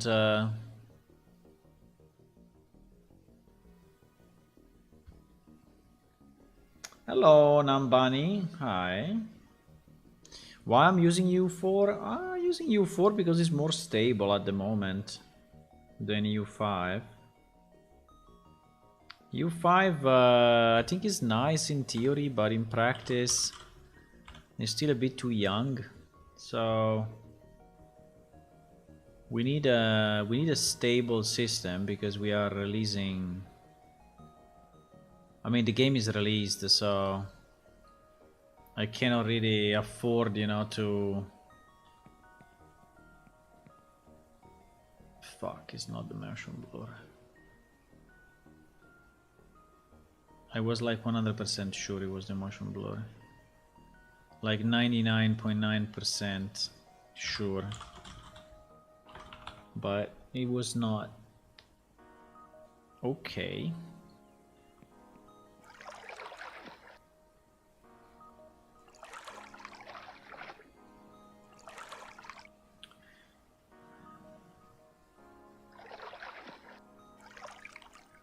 Yeah, but it's anyways 100% the shader and the water shader that is slowing down so much. Can you run debug mode to see what's happening? I think there are some debug commands to do it. Like we could see what is taking time.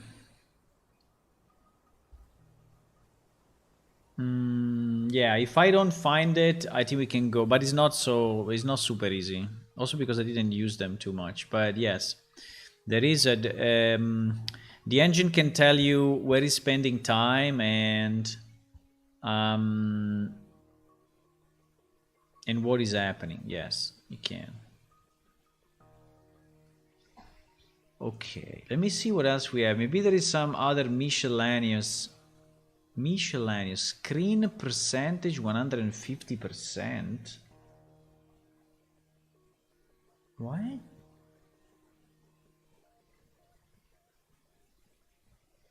It's trying to render at 150% of the screen resolution. What the fuck is this? No, thank you. Okay, let's remove that and see if it's better. It's kind of weird, huh? Let me just be sure that I am selecting the right one, huh? Because actually we have two. Yeah, I'm selecting the right one because this one is the one that, yeah. There was a strange setting about there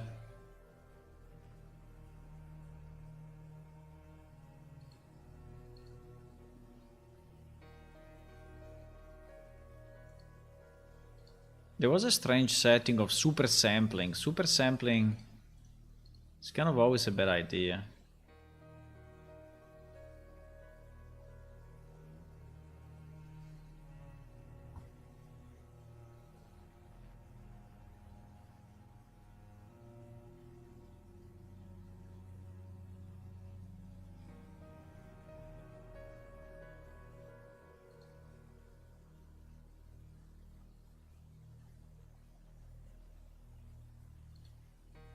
I don't understand why they had that. Probably to make the scene more sharp.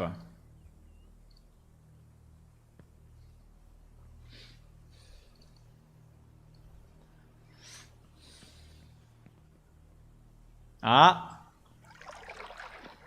much better. Yes, now it's perfect. Now it's perfect, boys. Okay, that's very good. That's very good. We can try to put back the other options and see, like the screen wave and everything, so that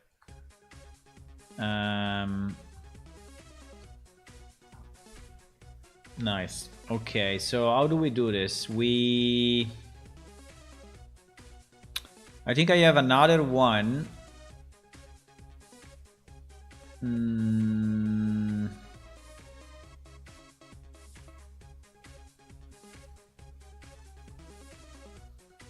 I don't know if I want to re-enable all of that, but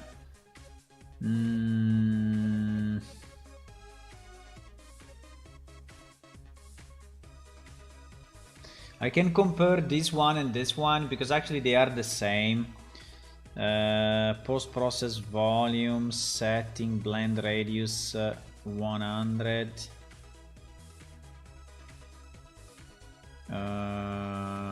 Wait a second, why this one is 0? Blend radius, workspace radius around the volume that is used for blending, only if not unbound. I don't know, I think we should leave it, we should leave it default, no?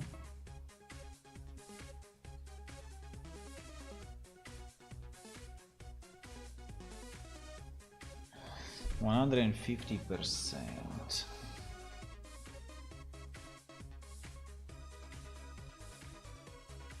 Motion blur 1. I want to try to put back the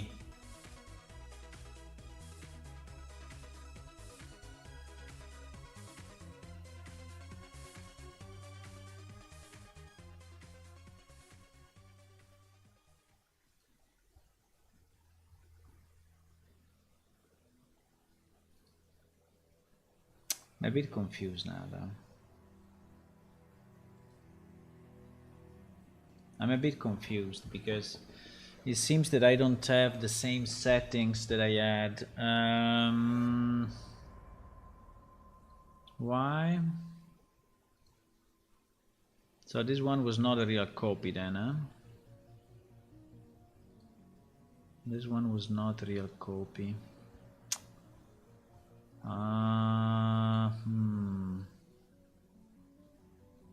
Focal distance.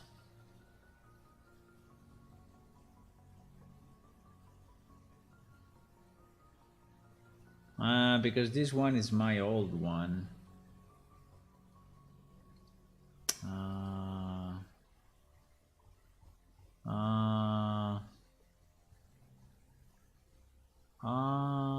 Okay. No, but he has bloom intensity, so I don't know. It's a kind of a mix. Fuck. You know what? You know what is the solution? This is the solution. This is the solution. We just look back what we did and what we disabled. We just look back at our video, and I check exactly what I disabled, and that's it.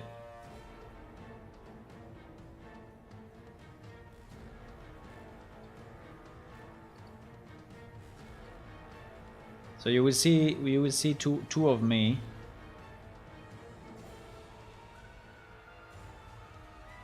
Okay, we disable the screen percentage there.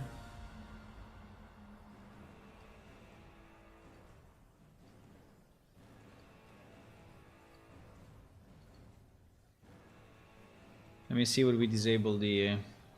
Because we disabled a bunch of stuff. We disabled the motion blur, but the motion blur I want to leave it out anyway. I don't want to have any motion blur because I don't like it. Saturation gain. Saturation gain.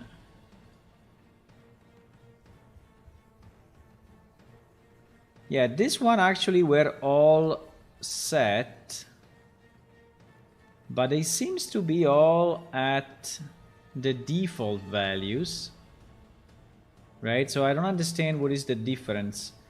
1.21 wait, it's not the default value. It's not the default value. They are actually different. Okay.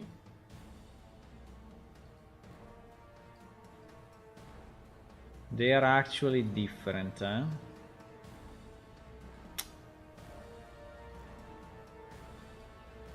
I can bring them back because I think I disabled pretty much everything.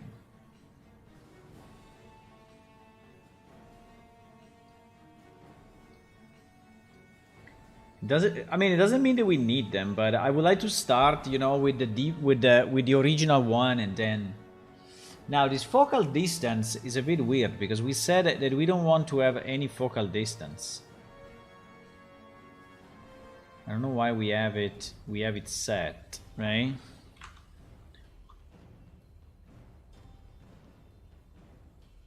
Can you try swimming without a huge pickaxe in your pond? It kind of drives me nuts. Okay, I can remove it. I can remove it. Ambient occlusion. Yeah, so there is an ambient occlusion as well. There is an ambient occlusion. What is that? There is this chromatic aberration. Chromatic aberration intensity. Okay, this one also we removed it, which is 0.8. 0.8. There are these settings about the minimum brightness, but this seems to be exactly the same. So no, this one no. I don't know what is the speed up. In f-stop per second should be greater than 0. This is kind of a special exposure setting. So 5 and 5, minimum brightness 003. Then I see there is an exposure compensation curve.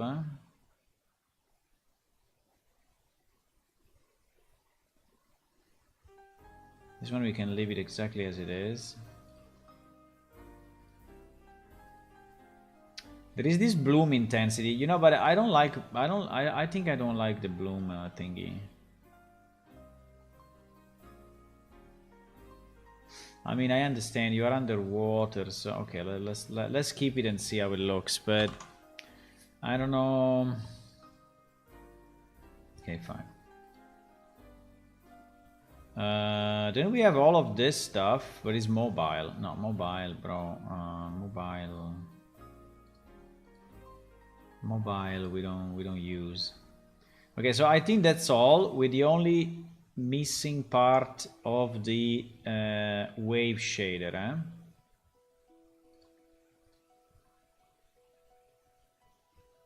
This one, post-process array.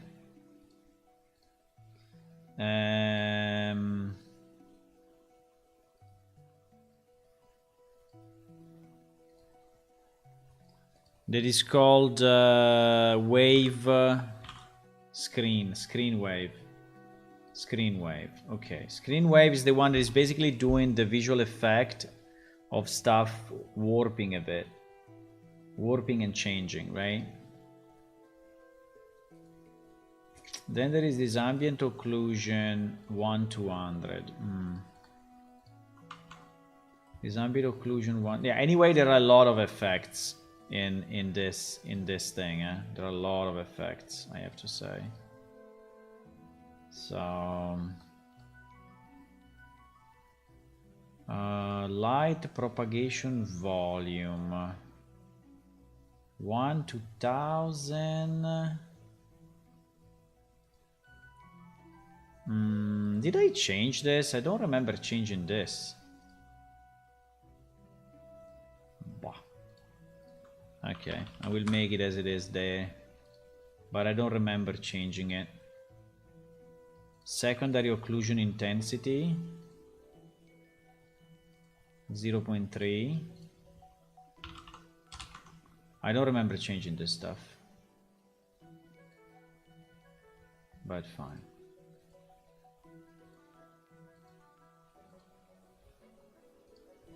Now here there seems to be nothing left.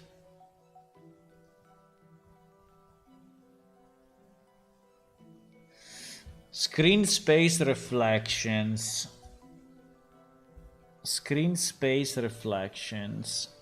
Quality 50, max roughness 0.6. It's exactly the default. Okay, it's exactly the default. I don't know why. It's overridden, but fine. There is this post-process volume blend radius at 100 instead of... Yeah, 100 is the default, by the way. Okay. And I think that's it. Okay, and I think that's it. So we basically removed that super sampling at the moment, and the rest is as it was.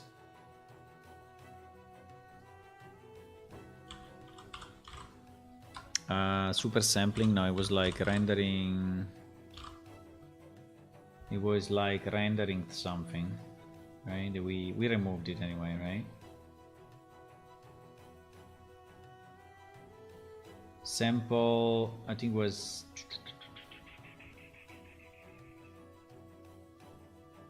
Screen percentage was this one.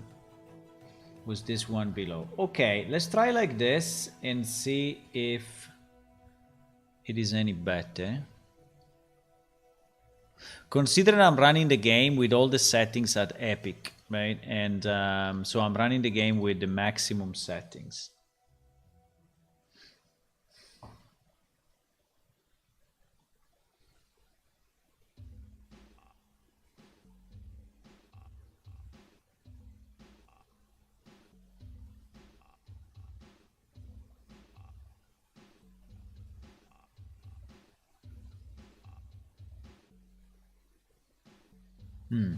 No, because I paid a lot of attention, you know, to have all the meshes with low with low polygons. I reduced all the textures. I make them low as well. So I paid a lot of attention, as usual, to be sure that we are getting the maximum out of the geometry we have. And I was a bit sad to see that it was just not running. Right, so was a bit sad, like, what? Like, no, we cannot use it. It's loading, the server is loading. Because we have all the maps. We have all the maps.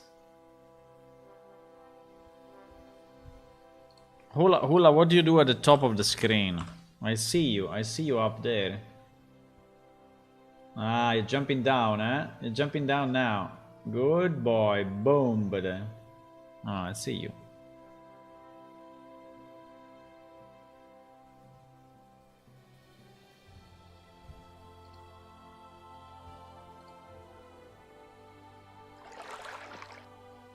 Okay. Okay, as suggested, we will swim with a torch. Right? We will swim with a lit torch. Why is becoming dark and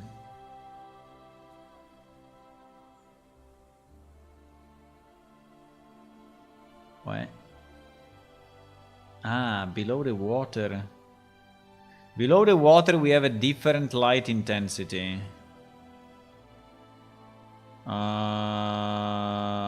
Okay. So if it's night, below water is not night.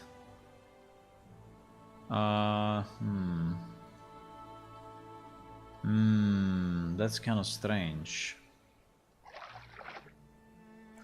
That is kind of strange. The screen wave is not working. The screen wave is not working. Why? What the fuck? That is... I mean, it's not...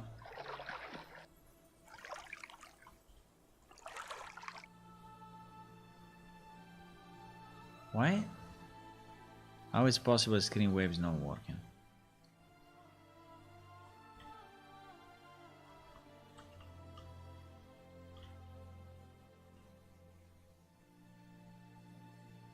Yeah, actually it's not. Actually it's not even in the editor, so why? I placed it in the wrong section, or maybe it needs to be enabled or something. There are like 1000 variables. Post-process material, right?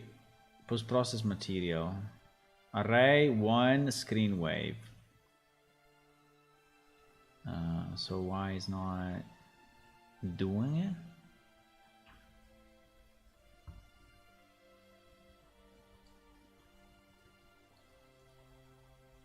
Because it's the other one. Fuck. No.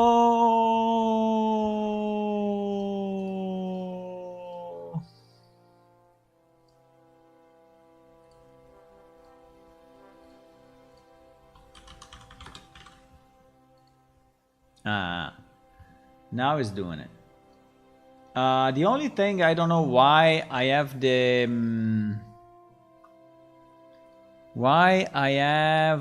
night not being night below water. Do you think is the minimum light resolution? Because there was something like minimum light,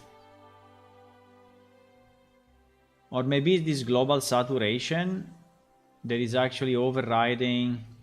Yeah, probably yes. There is also an additional gain of 0.8, gamma 0.8, contrast 1.3, saturation 1.2. I don't know if it's this one or is the... how can we test it? How can we test it? If I load only... because I would like to test it in the editor, otherwise it takes me forever to go in and out all the time. If I load only this level, 0.4, right?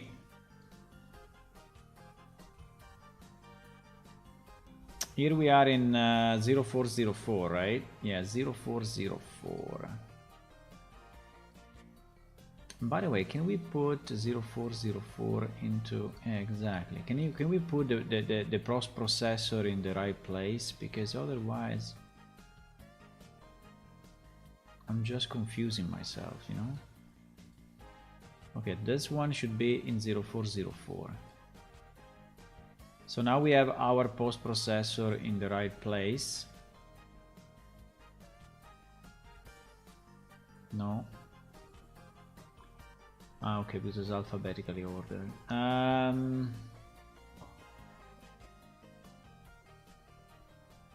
Underwater fun, underwater adage. What do you mean? We are having a lot of fun.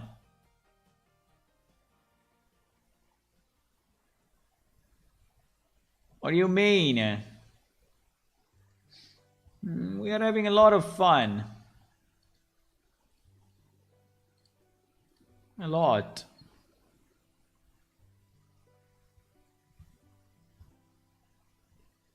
If you are a cat, yes, being underwater is not very good. But you can swim, huh? As an Anki, you can swim if you want.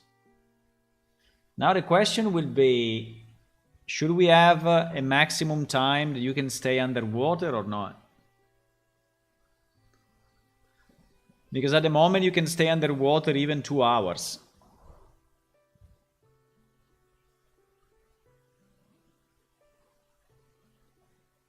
There is no restriction at the moment. Exposure compensation. Do you think it's this thing?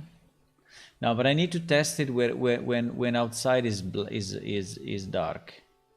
When outside is dark, how do I do it? Or I try to load the single level.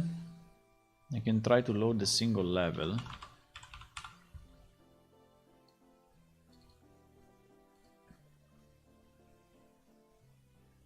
And if I load the single level, I don't have any light, basically. And I want to see if... no. It's not making any difference. No, it's not. So this is not a way to test it. Okay.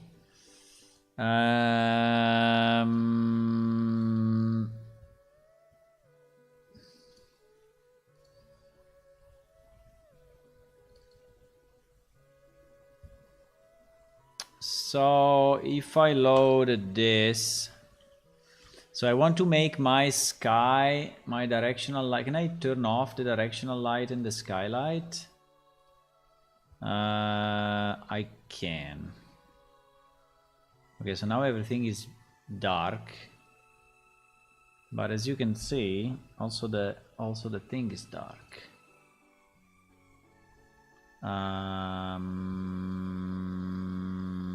I mean, if I remove the skylight, you see that everything becomes dark except the sky, but in game seems kind of different. In game it seems kind of different. Can I go, maybe, because if it's dark, can I go not super dark, but like intensity 0.1 and skylight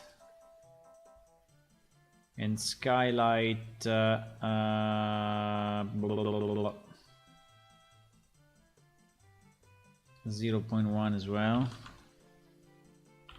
Doesn't make any difference. GG. I mean, because in game is slightly in game is different, right? It's not. Game, unfortunately.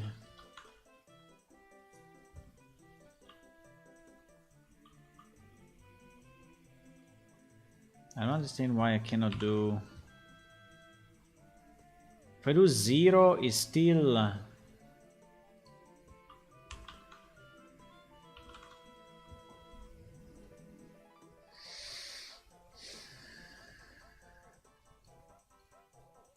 Nothing. Whatever I do.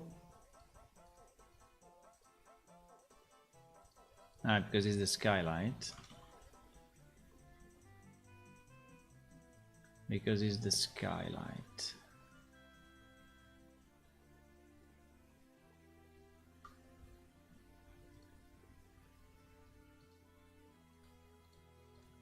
But the skylight. The skylight.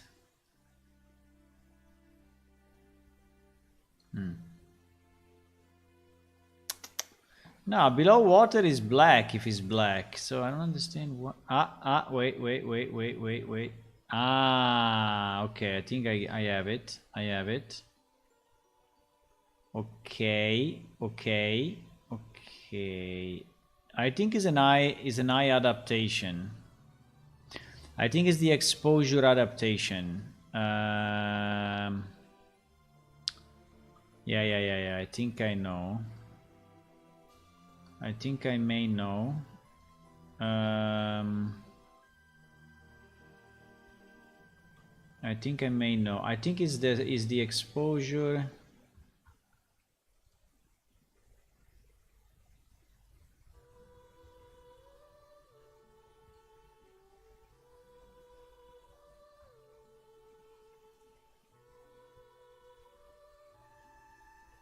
I think it's this exposure compensation.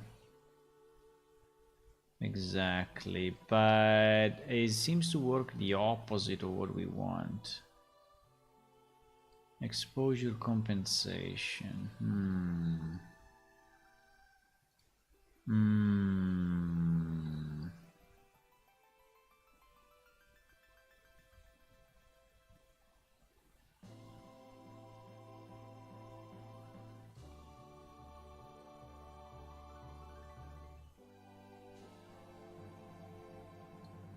I mean, if it's 0, it's 0, right?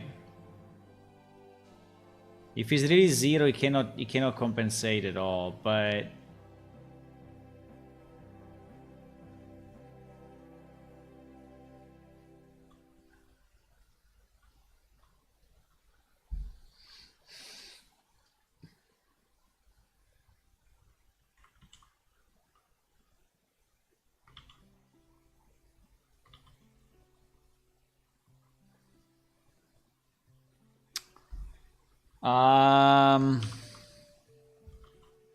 let me just take a screenshot of this because I don't want to change it and then forget about it. Wait, no, let me do it like this, otherwise I don't know what is it.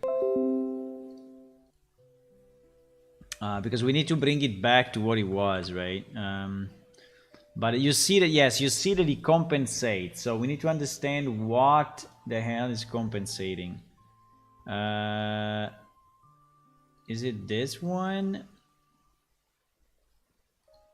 Doesn't look like.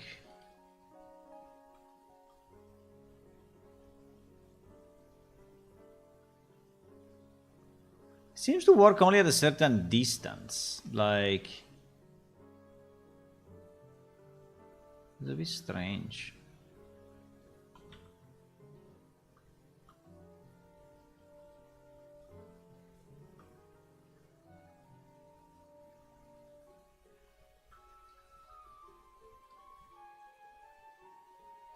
I mean, it could be this that is messing up. Or it could be this minimum brightness, right? Because we have a minimum brightness of 0.03, which basically means, but it seems to be a lot though. Okay, let me try to do this. Let me try to disable this minimum brightness, which seems to be...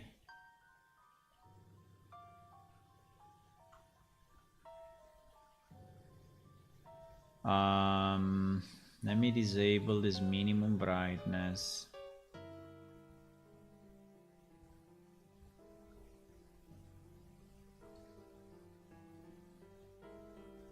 Oh my god. There are 3 million settings here. I'm lost already. I'm lost. Okay, here. Minimum brightness. Minimum brightness. Okay, let's try without the minimum brightness and we see what is happening, huh? 0.03 seems to be very, very low, but still, maybe it's too much. Hello, Netta. Hi. Welcome.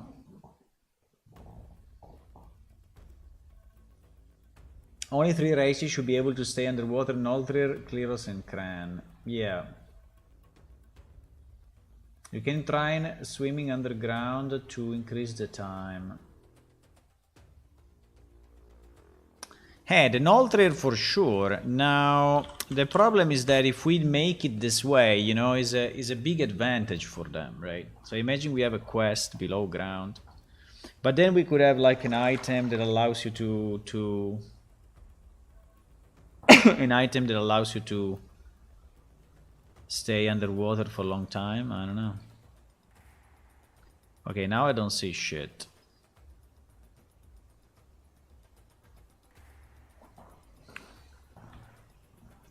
So yeah, it seems that is the minimum brightness actually.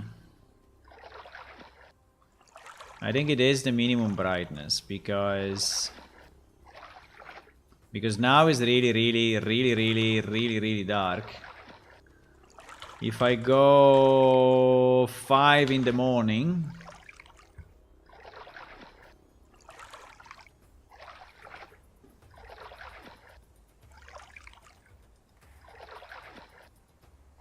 it is still super dark. Now it seems that it's even darker below than above. No? No, it's the same. Am I outside water or not? Yeah, I think I am. I think 5 AM is still like dark. Maybe 6 AM becomes... Yeah, 6 AM it becomes a bit better.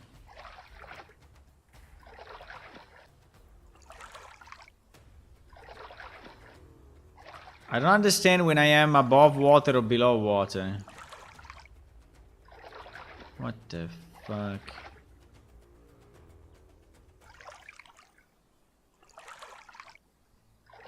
Can I go up, please?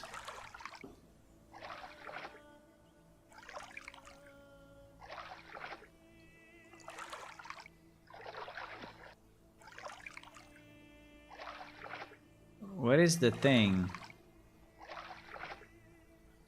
No, I think there is a mistake in the... There is a mistake in the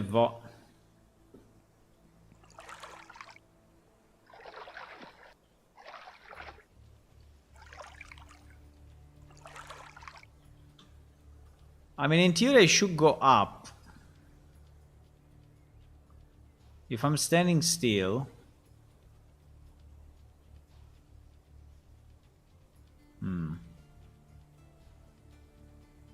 But anyway, this is 6 AM, right? This is 6 AM and below water... And below water is like this. It looks super dark. It looks really super dark. So without the minimum brightness, it's super dark. Do you think that maybe the water is casting shadow? I hope not. You never know. Maybe the Emerald Lake, I mean, maybe the surface, the water surface is casting shadows. Cast shadow. Ah, the surface is casting shadow. We really don't want the surface to cast shadows. Okay, we need to retest it then. We need to retest it without the surface casting shadows. Because otherwise, you know, it's like a roof. It's like a big roof.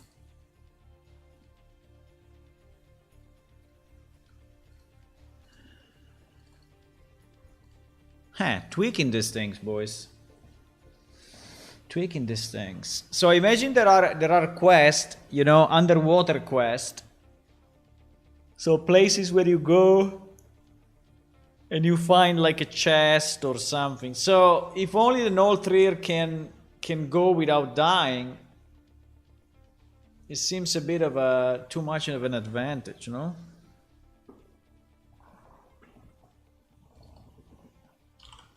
I mean, it makes sense, but what do you do? You create a second character just for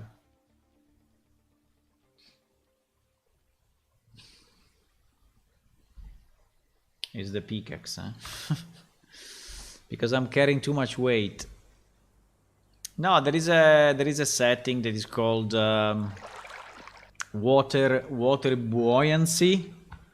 Water buoyancy, and the water buoyancy is basically making your character go up by default if it's standing still. At least that was the original setting. Now I don't know if I lost it or what. Anyway, in darkness, I mean at night is really dark. So that minimum setting I think is needed. Okay, now is morning. If I go down,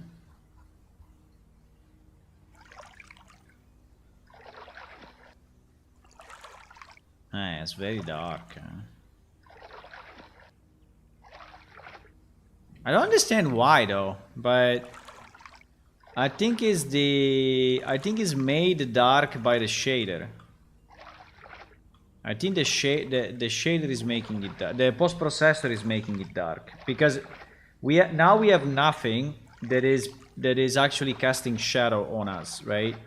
So for the game, the water doesn't exist, right? So are really the settings in this post processor that are making things darker. For example, I don't know what is this speed up and speed down. Exposure in f-stop per second should be greater than 0. I have no idea. This one I will remove it. Chromatic aberration. There is a chromatic aberration on.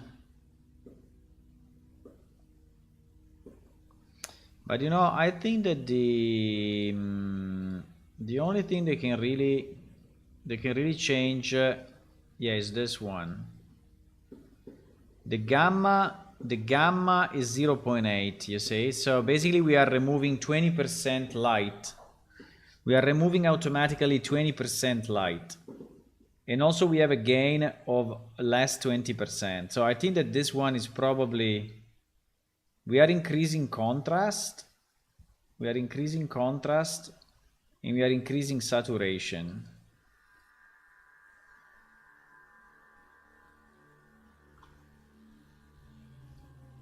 So I think that these are the settings that are probably making things dark below. Because the rest, I don't think it is. Ambient occlusion intensity 1.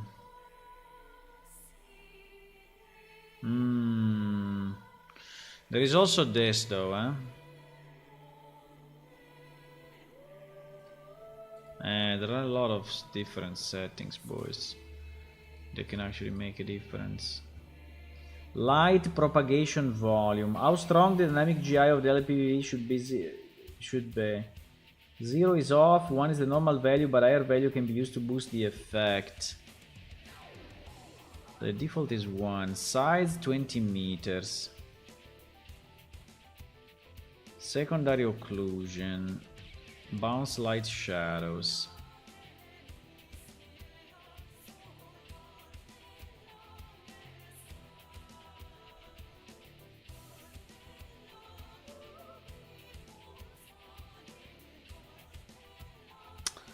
I mean,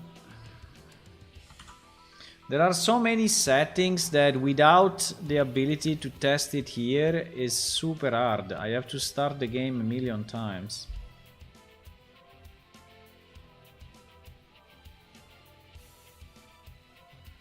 I have to restart the game a million times to test it. Okay, let's try. My best guess is the ambient occlusion and this global exposure. So let me try 1 second to remove the gain and remove the gamma. Okay, we remove the gain, we remove the gamma, and we test it. And in theory, I think it will be brighter. So it will basically be the same as outside.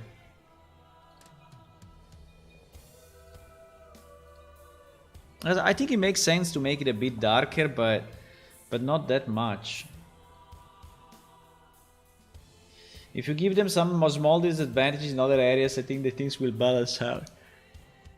Hey, we were thinking, I don't know, for example, to have the dwarfs run slower, you know, but maybe having way more stamina so that they run slower, but they can run longer, or they can fight longer. Having like the Enki the opposite, so the Enki run faster but burn stamina quicker. I mean, things like that. But is it a good idea? Is it a good idea? I don't know. I'm not completely convinced. Okay, yes, now, okay, so that was the setting, yes. So basically, as you can see now, the outside and the inside are identical. Well, similar. Identical, no. But very similar. So the gain 0.8 is the one that was really making it darker, right? Which is also the one that was making it more interesting, I think. Because with light was actually looking a bit better.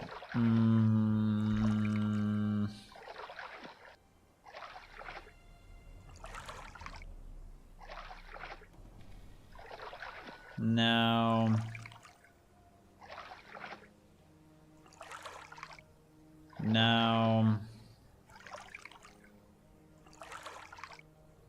You know why? Because I think that the contrast was...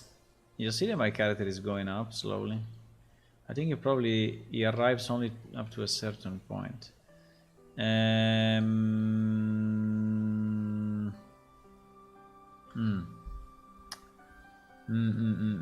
Okay, I understand. So yeah, those two settings are the primary ones that are making because this is actually removing 0.8, so 20% gamma and 20% color gain.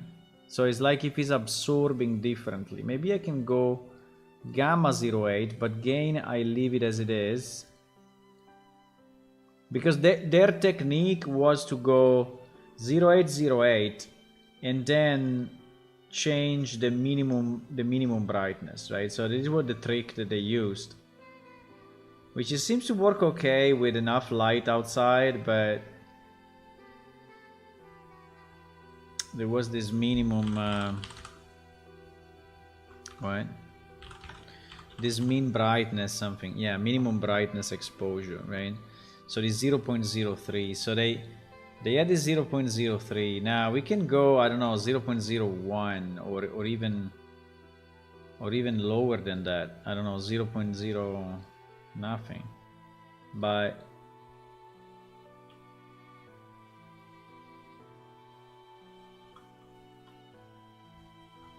the other question I think is this blue effect,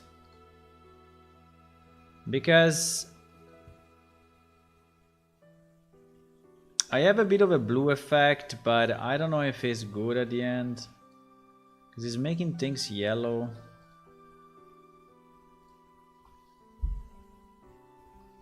I can try to make it a bit lighter than that. Anyway, tweaking is taking a long time. Tweaking this is taking a long time.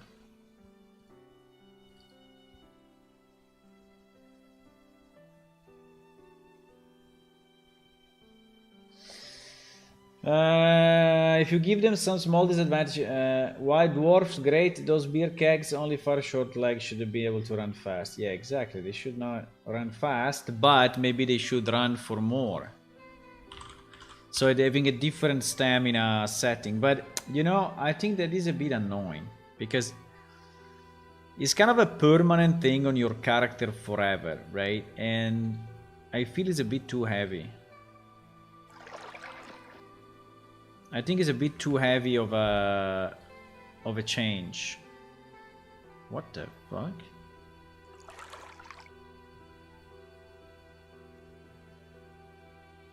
Now it's super bright, like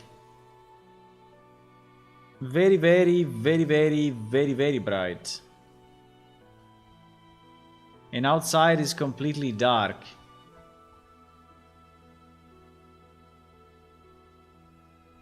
Ah, wait, the minimum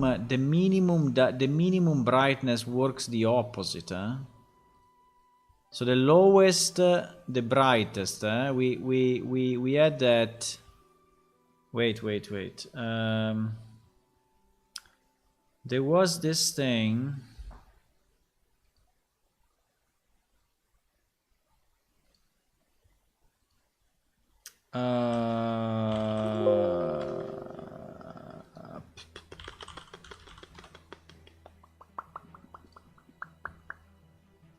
There was this minimum. Wait.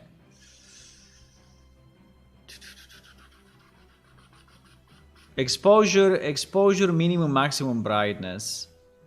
Minimum 0.5, maximum 0.4. Minimum 0.5, maximum 0. So I think that 0.03 is really strong. Even if it looks like it's low, in reality, it's the opposite. So if I want it to be a bit darker, I have to increase that value, not reduce. So minimum brightness, I can go 0.4. If I do 0.5, I think is exactly how we have it already. So we don't make any difference.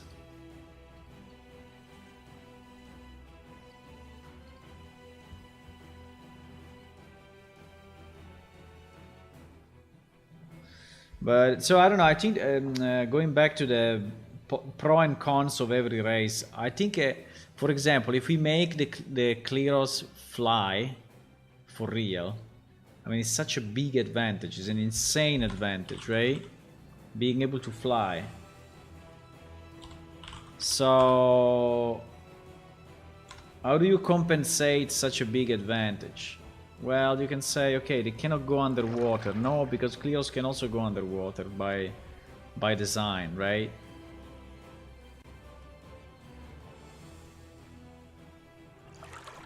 Okay, I think that now is more reasonable. The compensation is more reasonable. The compensation is more reasonable. This is basically night outside. And below the water looks kind of dark, but not super dark. I mean, you can basically see well. And outside is very, very, very, very, very, very dark. Is as dark as that. But I think it's reasonable. The below water you can see a bit better. I think it's okay. Now if we go day... Also because we need to move on. I cannot stay on this forever, eh? I cannot stay on this forever, boys. If I go day, this is the morning. This is the morning 6 AM. So the outside looks fairly bright. Let me see inside the water. I think it's fine. I think it's reasonable. Okay, let me go maximum light, like 10 in the morning, right? Which is the same. Well, we can go 12 maybe. 12 I think is the maximum light. So that is outside because I'm looking outside now. So it's really strong light. If I go in, I see like this. I think it's good. I think it's good. I think it's okay, boys.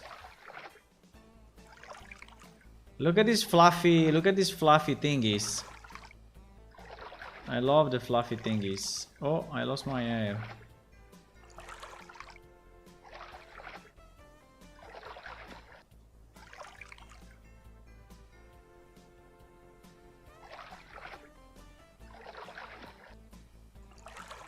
Let's go search a treasure.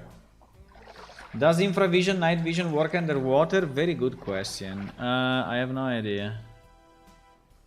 I have no idea. Oops. Night vision, infravision. What the hell is this thing? Night vision, infravision. I think I don't have it with this character. Yeah, I have it.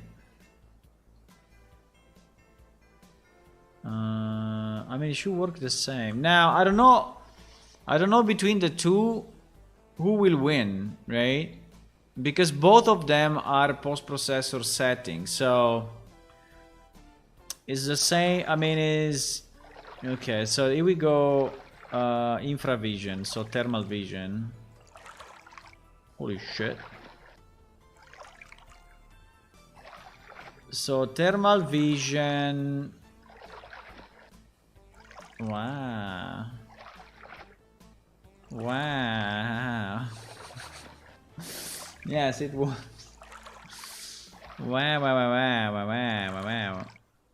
Wow, wow, wow. Now, the fishes will not be... I mean, when we will have fishes, the fishes will not be red, unfortunately. But, I mean, we can make them red, but it's not very easy. The problem is that with infravision, you have a very short range. But yes, it works anyway. Night vision... I think night vision should work as well.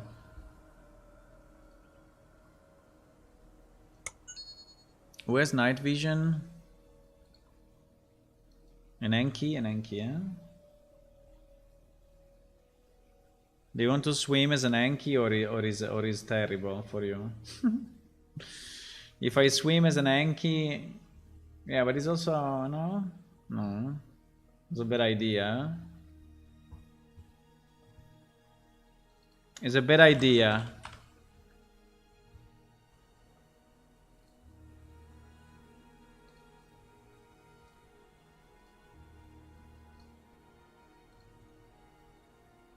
I have an Enki, I have this one. Look at this sexy lady.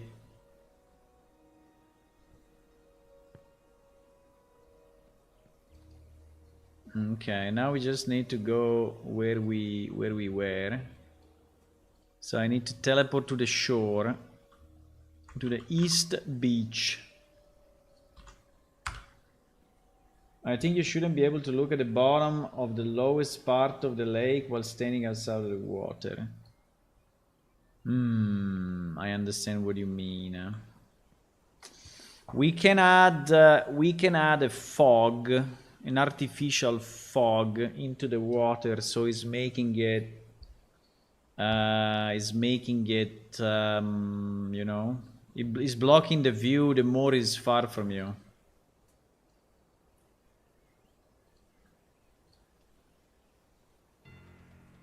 You see, if I click on infravision with this character, nothing happens. Huh? Smart game, huh? Smart game. Very smart game. Why that button is becoming larger? Uh-oh. I thought we fixed that problem. Okay, anyway. Night vision. Ah. Oh my god, it's too bright. It's burning my eyes. It's burning my eyes. Jump! Bloop. Bloop. Bloop. Bloop. Night vision. It works. It works, yes. Let's say that if it was darker, probably it would be better, right? Like now, what time is it now? Now let's go back night. Let's go night time set like 2 in the morning. So if we go 2 in the morning, yeah, you see it's becoming darker. Darker and darker and darker. Now the only problem is that in underwater we have the minimum exposure, so is a bit lighter anyway, right? But yes, you can see better with night vision. Now I don't know if night vision should really work inside the water. Well, maybe infravision should not work inside the water, but yes, it kind of works. It kind of works. It works. It works. It works. Oh, look at this beautiful arch. Look at this beautiful underwater arch. Who made it? There must be a treasure here, 100%. We should go with our torch. With our underwater torch. It's a very special torch. It's a magical one. That's why we can use this torch, because it's a magical torch.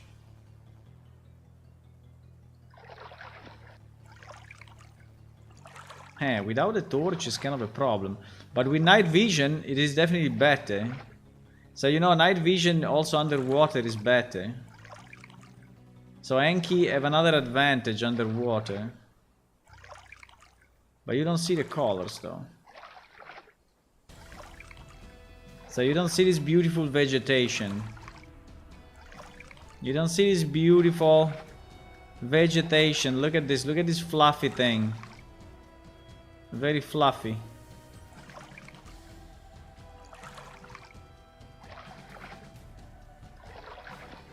Ah, how fluffy it is. I want to be in it. Ah, how fluffy. Ah, very nice. Very, very nice. Very, very, very, very, very, very nice.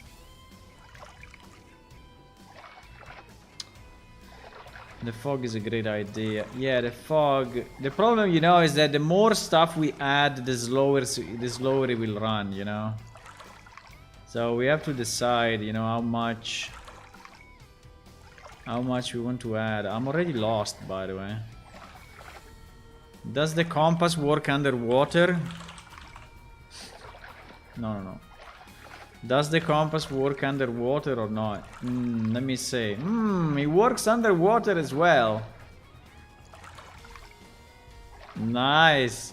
I like underwater compass. I like that. You should add the oxygen plant, you can find Subnautica. You can swim underwater for longer. I see. Okay, now we're going to add bubbles, since you said oxygen. Now we're going to add bubbles. Well, we need to terraform more than this, but there is already a good start. Now, with the bubbles, we have an easy way, that is just to add a bubble in a fixed position. But I think a bubble in a fixed position is very bad. Right? Like we have this one, which is very, very good.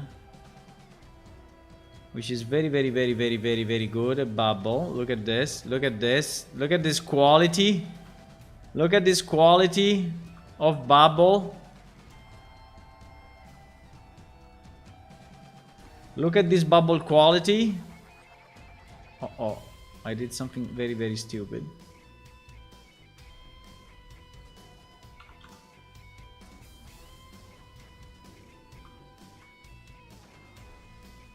Look at this quality bubble. Fantastic, huh?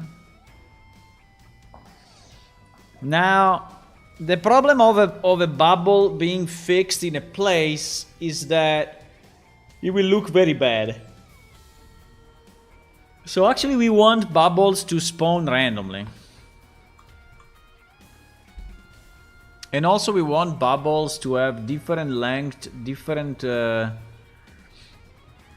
different everything. So basically I need to be able to set parameters into this thing. I need to be able to set parameters into this thing.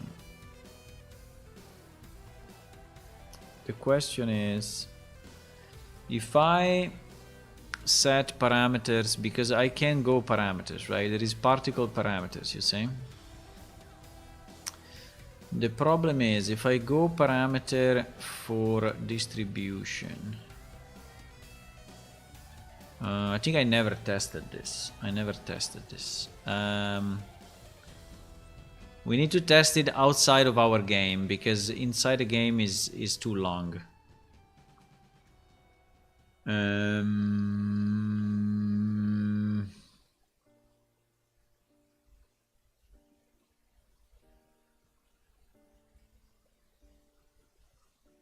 Yes.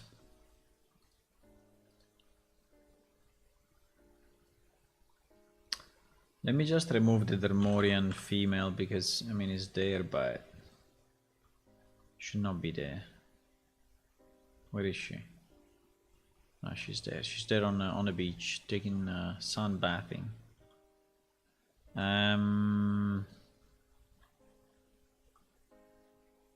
Yeah, then we have this other problem, but this other problem is easy. I just remove them manually.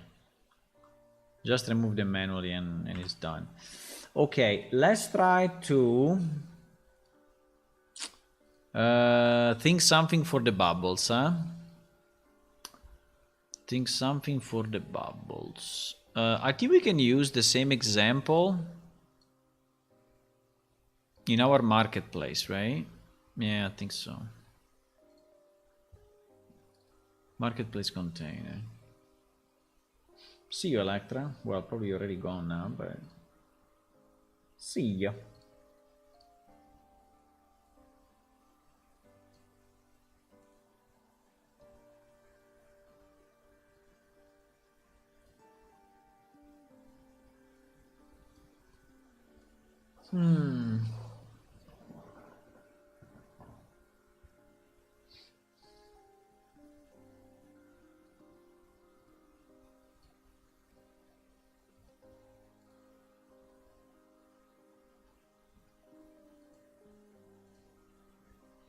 Okay, so I would like to load this map. Maybe remove just the cinematic at the beginning, because it's a bit annoying. Right, so I will remove the cinematic. This is the example where we took most of the stuff, right? You see that there are the same thingies, and this example has more stuff, like he has an ocean top. Yes, God's rays. You see this God rays of light coming in. And he has fishes. I think we can add fishes as well. But now we are discussing bubbles, because you see the bubbles here are fixed position. Okay, they are fixed position. What I want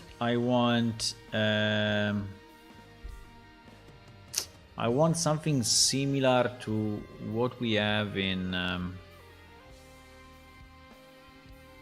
I want something because we have the PS random generator, right? The PS sound something. PS sound, no. We have a sound, if I search sound, GG. We have, it should be called random sound. Random sound, no?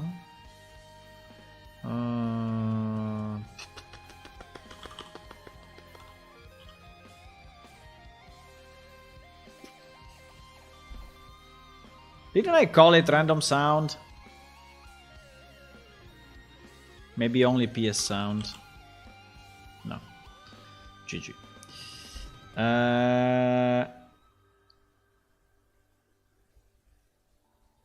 Was it a blueprint or was it a class? Don't remember anything. Okay, I think we need to go and search it. I think we have something for sure in Oja Road 1. Let me see if we have a sound thingy. PS ranged, I called it. Okay. PS ranged ambient sound. So this one was a component that was basically using a sound area that is what I think is a box collision exactly, and an audio component, and it was basically generating the okay, but in this case is one audio component at a time, right? While in our case it may be more than one at a time. It may be more than one at a time.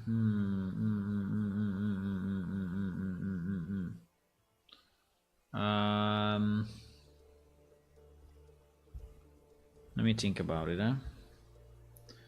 Let me think about it.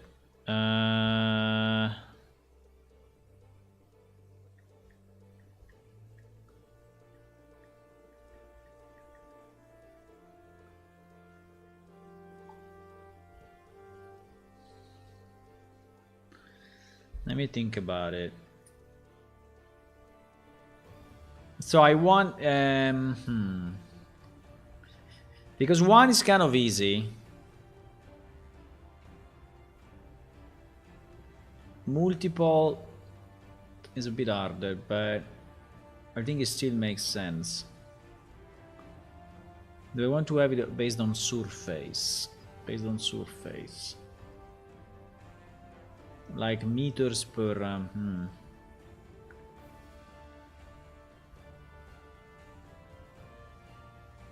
Then the other problem will be that we'll have to take the top. We'll have to take the top and find the collision. So basically it needs to work pretty much. It needs to work pretty much like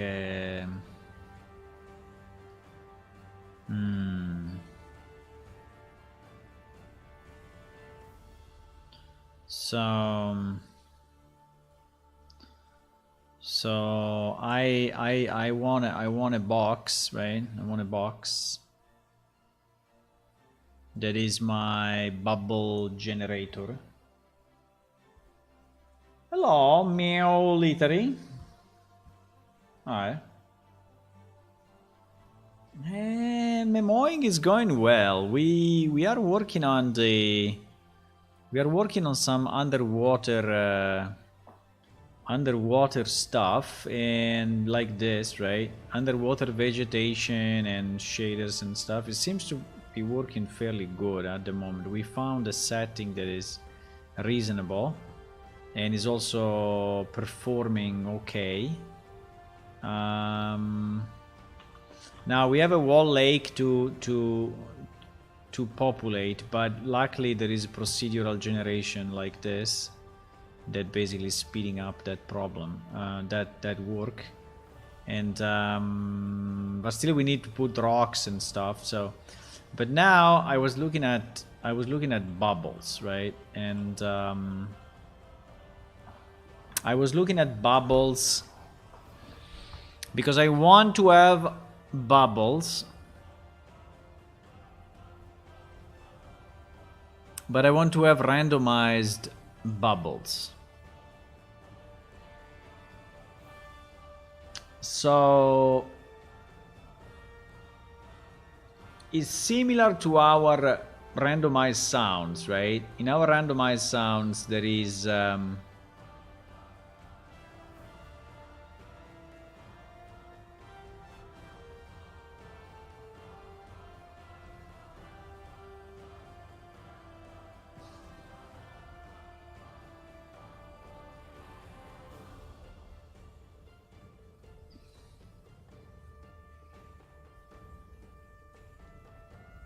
yeah, this one is done very differently, but the concept is the same. The concept is the same.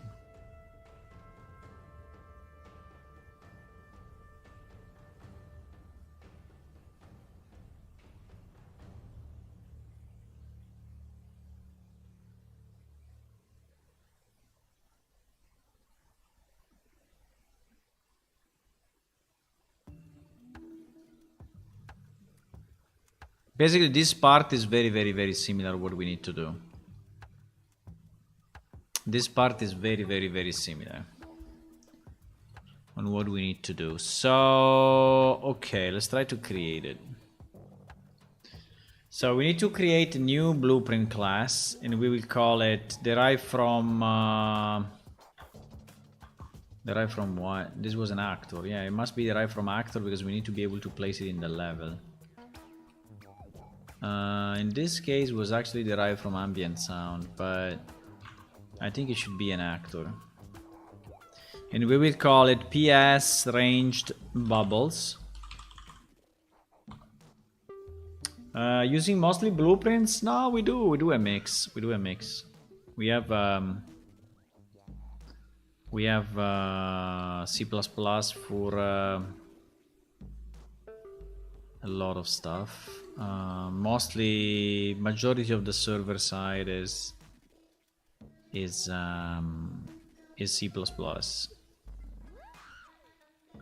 And yeah,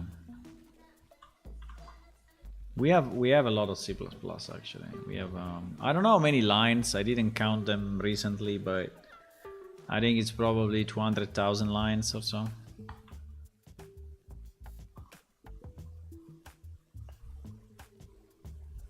And we have about, I think, 500 blueprints, or I don't know.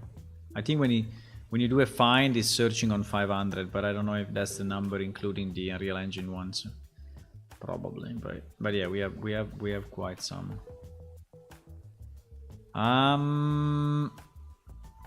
So I think the idea would be to create a PS ranged. In theory, I could call it particle effect, right? Because, yeah, let's call it particle. Because in reality, it works with any particle. It will work with any particle. Well, depend on the parameters that we have, but it will work basically on any particle. So, what I need. I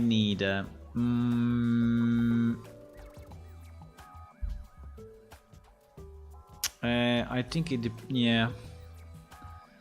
I need the actual particle effect itself, right? And I don't know if I want to have one particle effect or I want to have many particle effects. I think particle, I think it's particle system, right? Particle system. Then for sure I want to have my collision box similar to this. Yes, a box collision, so very similar to this. I don't think I need this default scene route, right? I don't think so. So box collision. So this will be my area, my box area. How did we call it? Sound area? Let's call it particle area. Okay, this will be my particle area. And this one will be scaled based on the need, right? Then I need my begin play. And in my begin play, I think I need to do something similar to what I did here. So I think at the begin play was immediately playing a sound.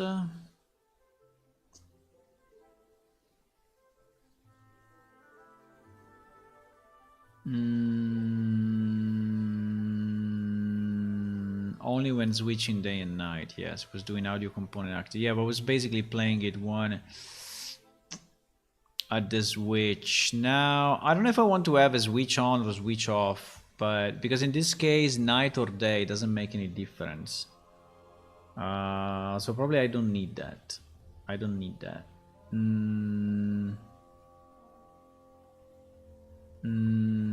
I don't need that.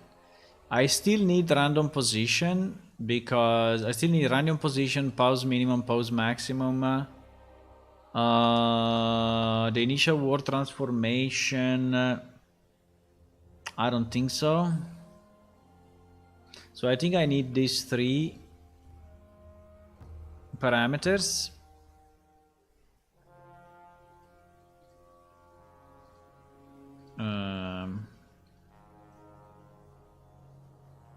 Cannot paste, it's impossible, Fuck. Okay, anyway. So random position is a boolean. And I want it in plain shift category.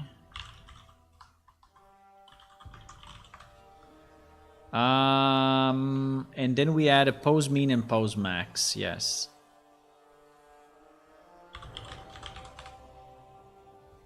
In seconds.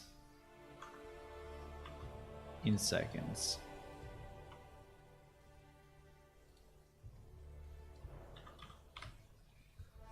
Okay.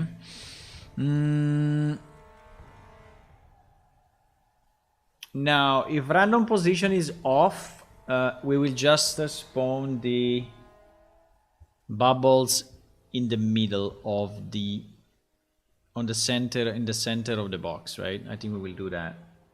So you can still place 1 and have the frequency. Now, how was the frequency defined? By the pose mean and pose max. Yeah, we need another one though here, which is actually the number of instances, right? So we want to have number particle number. So how many particles we want spawned inside a box. And this should be an integer and not a float, obviously, right? Then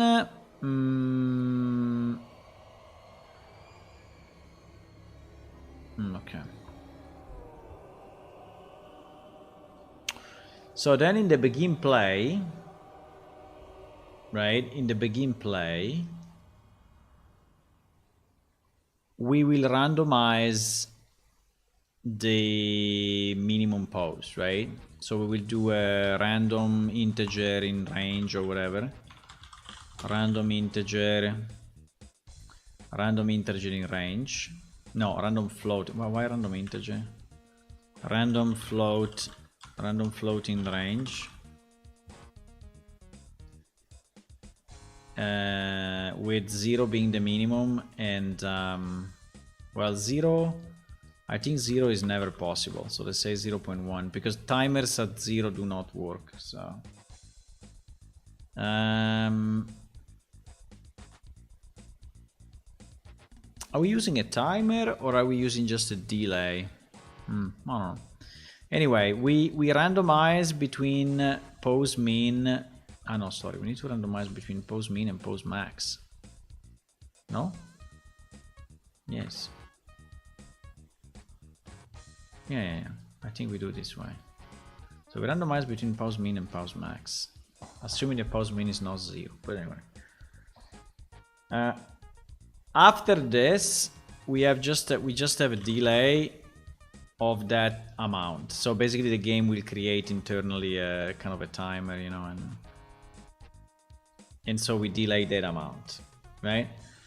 After having delayed that amount, we need to find a location in the box. Okay, that is the difference though.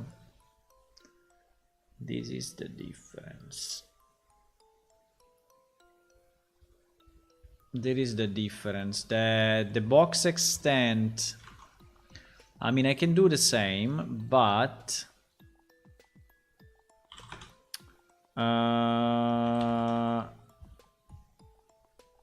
get scaled box extent, get unscaled box extent. I don't know why here I was doing unscaled. I was doing unscaled and then I was transforming it.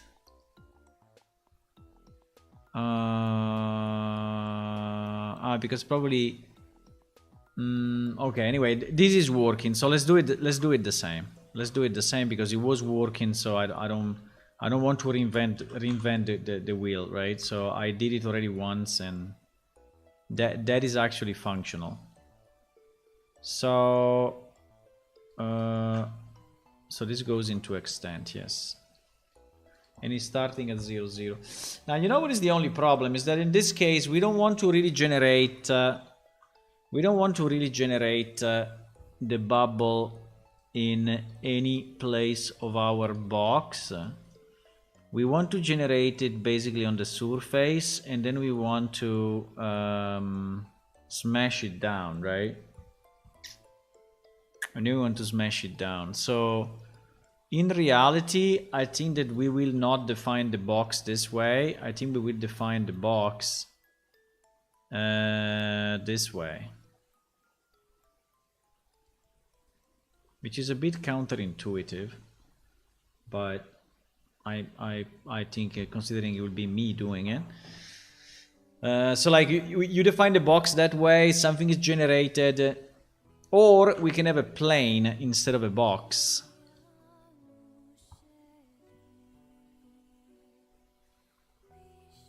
And then things are falling down. Or we can have a box and we can take the Z compared to the... yeah, probably is better. Now let's leave the box. The box is more intuitive, I think, for whoever is building the level. So we will keep the box, right? We will keep the box, but...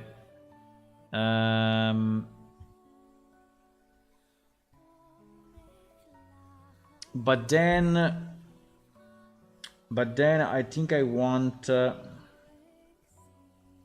to take only the y and the x and the y, right? And for the z, we take the war transform x, and we add half of the...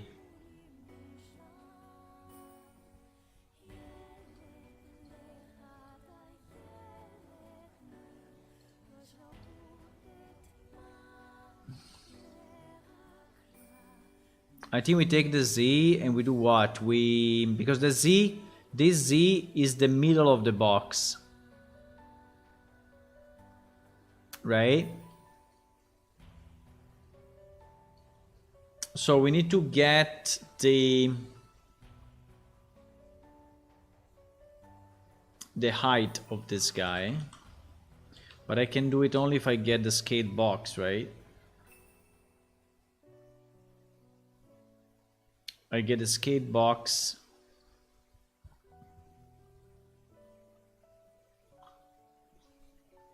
I have the scale. And we can assume that the initial particle area is a 1 by 1. Yes, exactly. It's a 1 by 1, right? So I can just use the scale. I think it may work. So I use the scale, so if the scale is 10, this guy will be 20 meters, right? No, this guy will be 10 meters. So I have to do the scale divided by 2. The scale is a vector. Yes, the scale is a vector. I need to get the z. Divided by 2. And then I take the current z and I sum it up with this. So basically, this is the upper surface. That is the upper surface of my box. Is this part, right? Is this, right?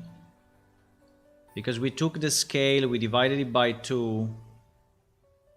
Since we are starting from the middle, and then we summed it up to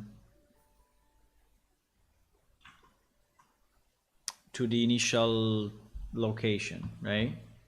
So this should be the z. This should be the upper z.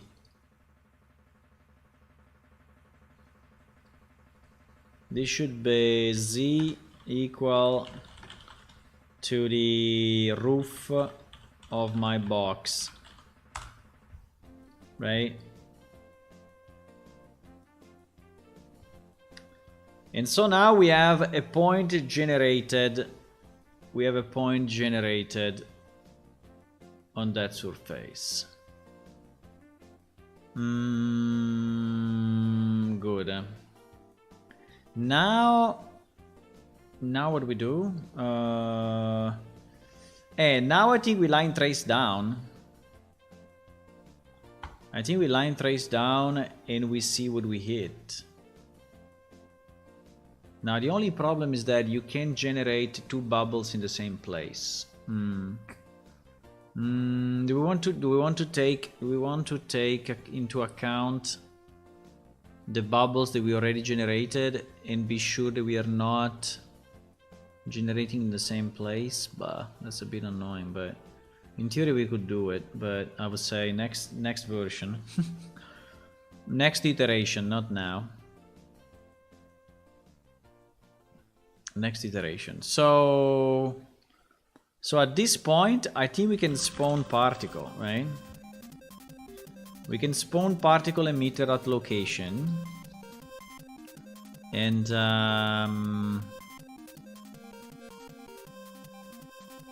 the location will be X, Y, and Z. Where no, wait. No, I mean, now we need to line trace. Now we need to line trace down, right? We line trace by channel, and the channel is no. We line trace by object type. We line trace by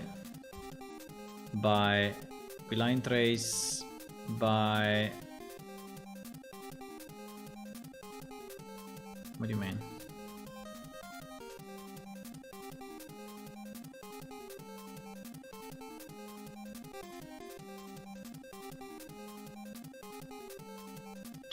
No, what? What? Line trace by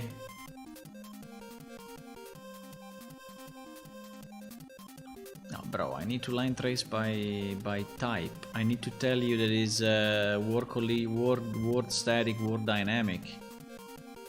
What do you mean?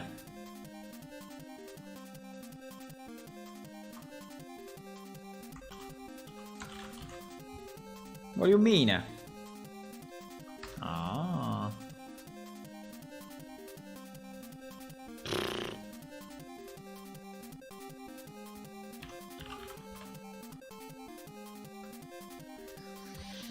Line trace single by object type. Exactly. I need this one. Why is not in blueprints?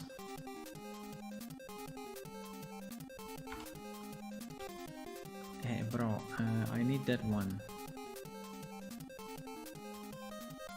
I need a line trace by type. What I'm missing, boys? Multi-line trace for objects. Line trace for objects. Line trace for object. Okay, they changed the name. Okay, it's a different name. So I think it's line trace for objects, where object type is a make array, make array of world static and world dynamic, right? So we want to collide with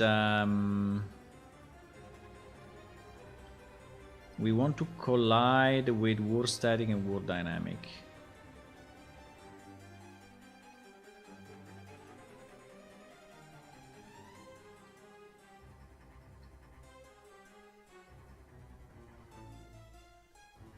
So the start of our line trace is this vector.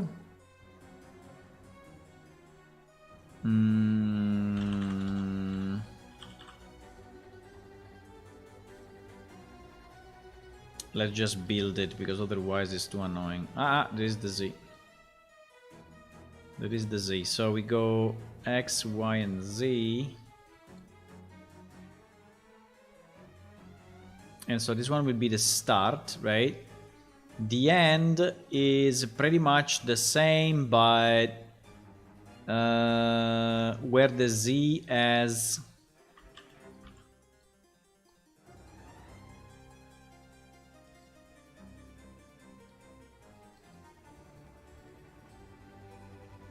the Z is this Z minus the extent of the box, right? Minus the scale again. This time the full scale, right? Minus, so we line trace this. There is the location, there is the scale. So we take this Z. I mean, in theory, we could take this and remove half Z. Yeah, maybe. I mean, it's exactly the same, but fine. Wait, we take this location and I remove, yes, exactly. Okay, and this will be the end vector, right? The end position. So we are basically spawning here, and then we are line tracing down to the ground. Okay, to the ground. We are line tracing down to the ground and taking world static and world dynamic, right? Taking world static, world dynamic. And then we are, I mean, obviously, if we have a hit, because if we don't have a hit, it's a bit of a problem, huh? If we don't have a hit, we don't do anything, I think. So if we don't, yeah, if this fails, we do nothing. If this is true, then we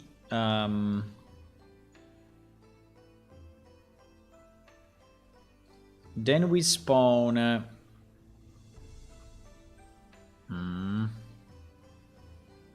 what?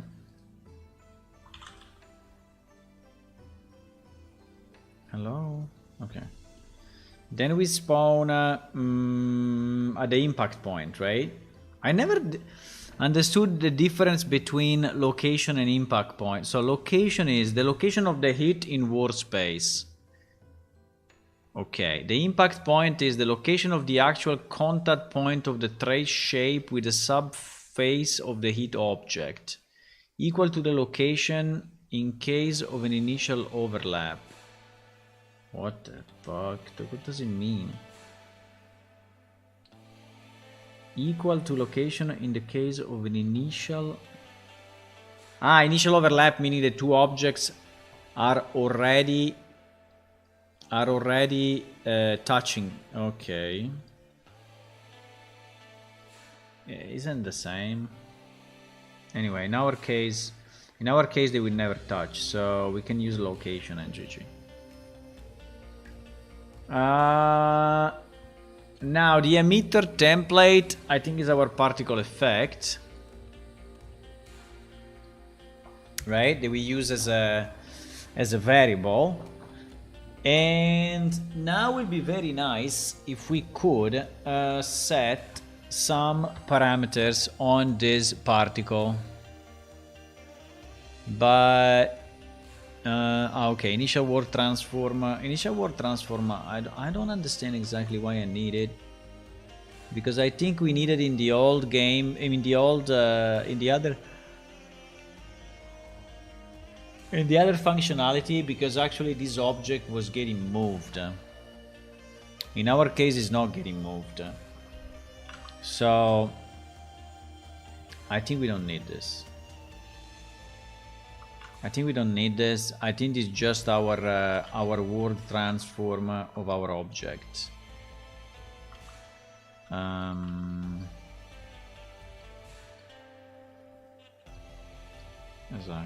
Exactly. So I think like this is okay, and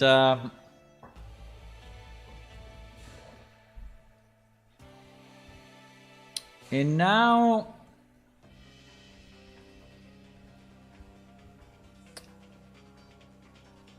Okay, let's try maybe this and see what happens. Now, when you finish one cycle, right? When you finish one cycle, it should execute another cycle. So in the old functionality here, how we were doing the cycle, we were basically probably scheduling another play, and then the play had an audio finished, because the audio component is bind to that. Now in our case it's completely different. So in our case, I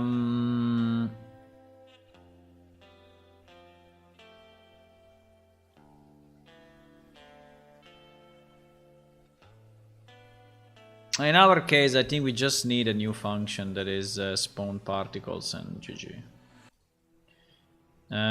Spawn particles. So all of this should be connected in reality to spawn particles, and we just call that function over and over, and that's it.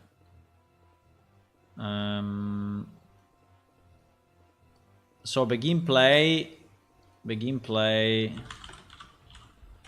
just calls spawn particles the first time, and then spawn particle calls himself continuously. The only difference is that we need a for loop by the particle numbers, right? Because we said we want to generate a number of particles, so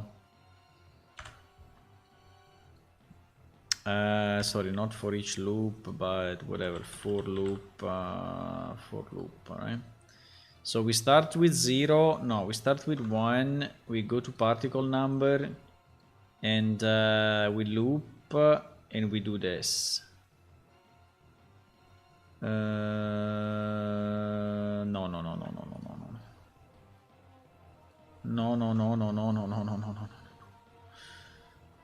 We do this, and then we for loop, Okay, and here we go to the line trace. Okay, when completed, we just go back to spawn particles. So this thing will execute continuously, right? There is an eternal thing. Yes. Okay.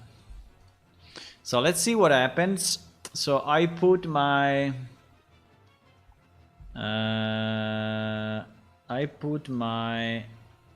thing here. Yeah, now the problem will be, where is the player starting in this level? No idea. The player is starting.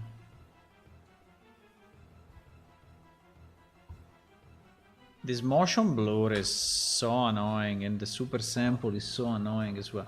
Let me just do the same change that we did in our game, so that we don't have weird stuff. So post process, it was scale. No, it was what was the name?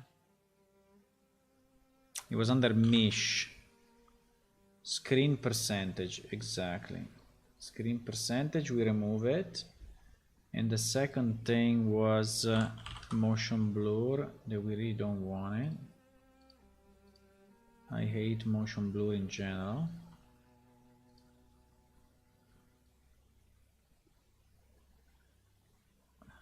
It's kind of still there a bit, I don't know. But anyway, fine.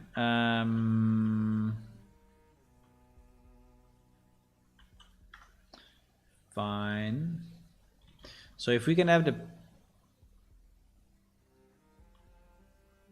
I don't know why it's going super slow now, but fine. If we can have...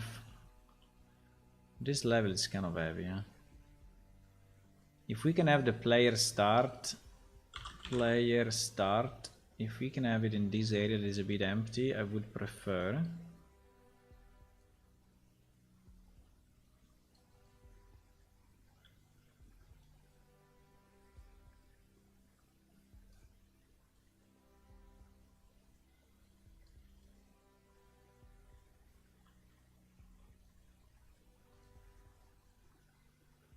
Where the hell is that?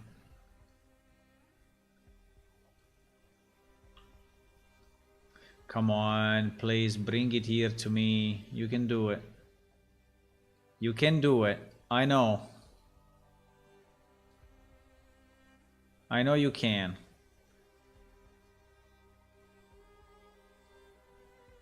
Okay, now it seems to be here. So in this area, we will put our PS ranged particle effects, right? And we will put it like this. We will scale it maybe, I don't know, 20. I think 20 is okay. Fine. And we just need to set the particle effect, so we need to expose all of this. We need to expose this, and this. Well, actually random position, we are not using it at the moment. So meaning is always random. I think it's fine. So we expose this, and this.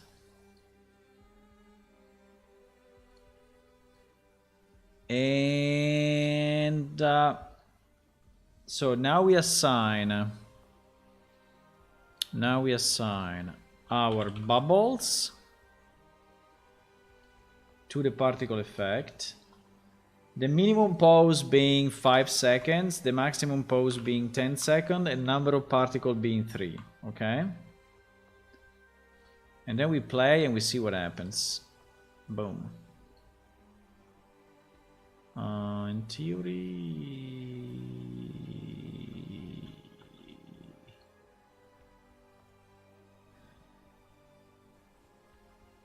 nothing happens.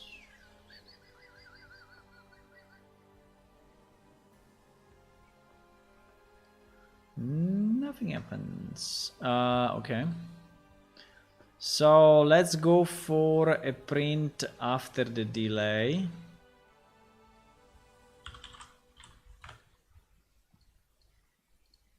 And we say generating particles,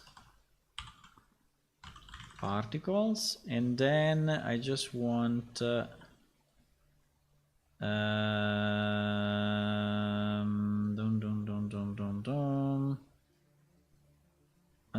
I just want to have this. I want to have another print here that says no hit. And I want to have a print here that is saying generated. No, I want to say maybe we need more. We need to say particle generated at, and then I want this location to be seen so that we know. Okay, so now at least we see something.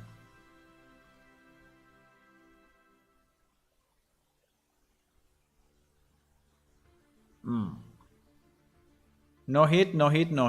Okay. So it seems that the hit... Okay, let me do a line trace.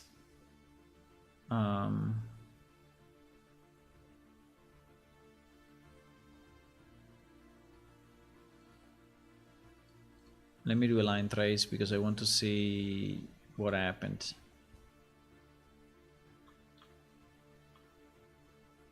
In theory here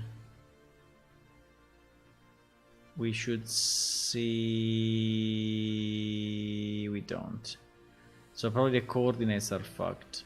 Ah no, the lines are there. I see the line. I see the line actually.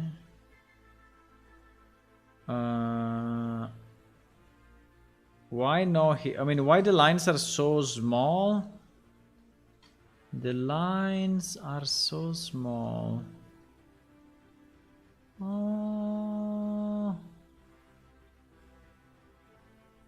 The lines are so small. The lines are so small.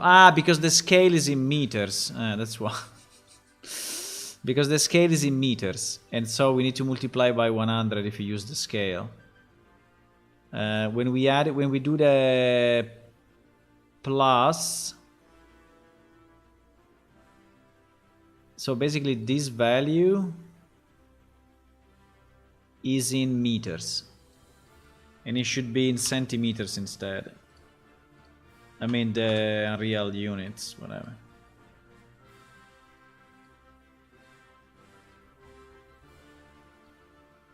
Right? So when we add or when we subtract,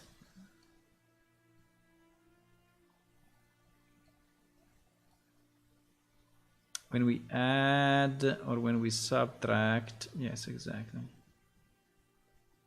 We should go there. Scale.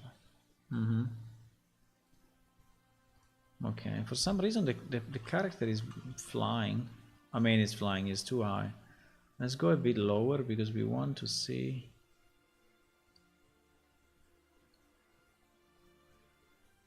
Okay, so now we should see bigger lines enough. Okay, we have a hit, which is very nice, and we have the particles. Okay, nice.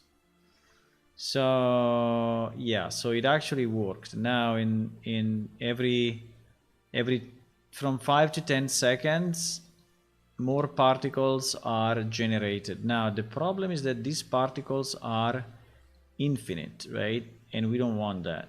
So we want those particles to be limited in time. But yes, basically it is working. It is working. So it's generating bubbles randomly around the level, right? Yeah, there is a bit of a risk that if you use it with a particle that is not limited but is infinite, then you are kind of in trouble. Okay, guys, I think that I will take a pause. I don't know when I started, but I feel that I need a pause. 1 second. So, and also I have to go to dinner. It's about 4 hours, and also I will go to dinner later on. I don't know if I will stream tonight, but probably yes. Probably yes. I think I want to continue this. Basically our objective is to have this random bubble generator, you know, work properly. And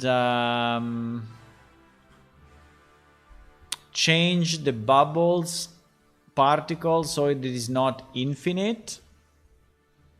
And then if we can pass some parameters to the bubble in terms of length, in terms of size, you know, and duration, so that each bubble may look slightly different. Maybe some are smaller, some are bigger, and things like that.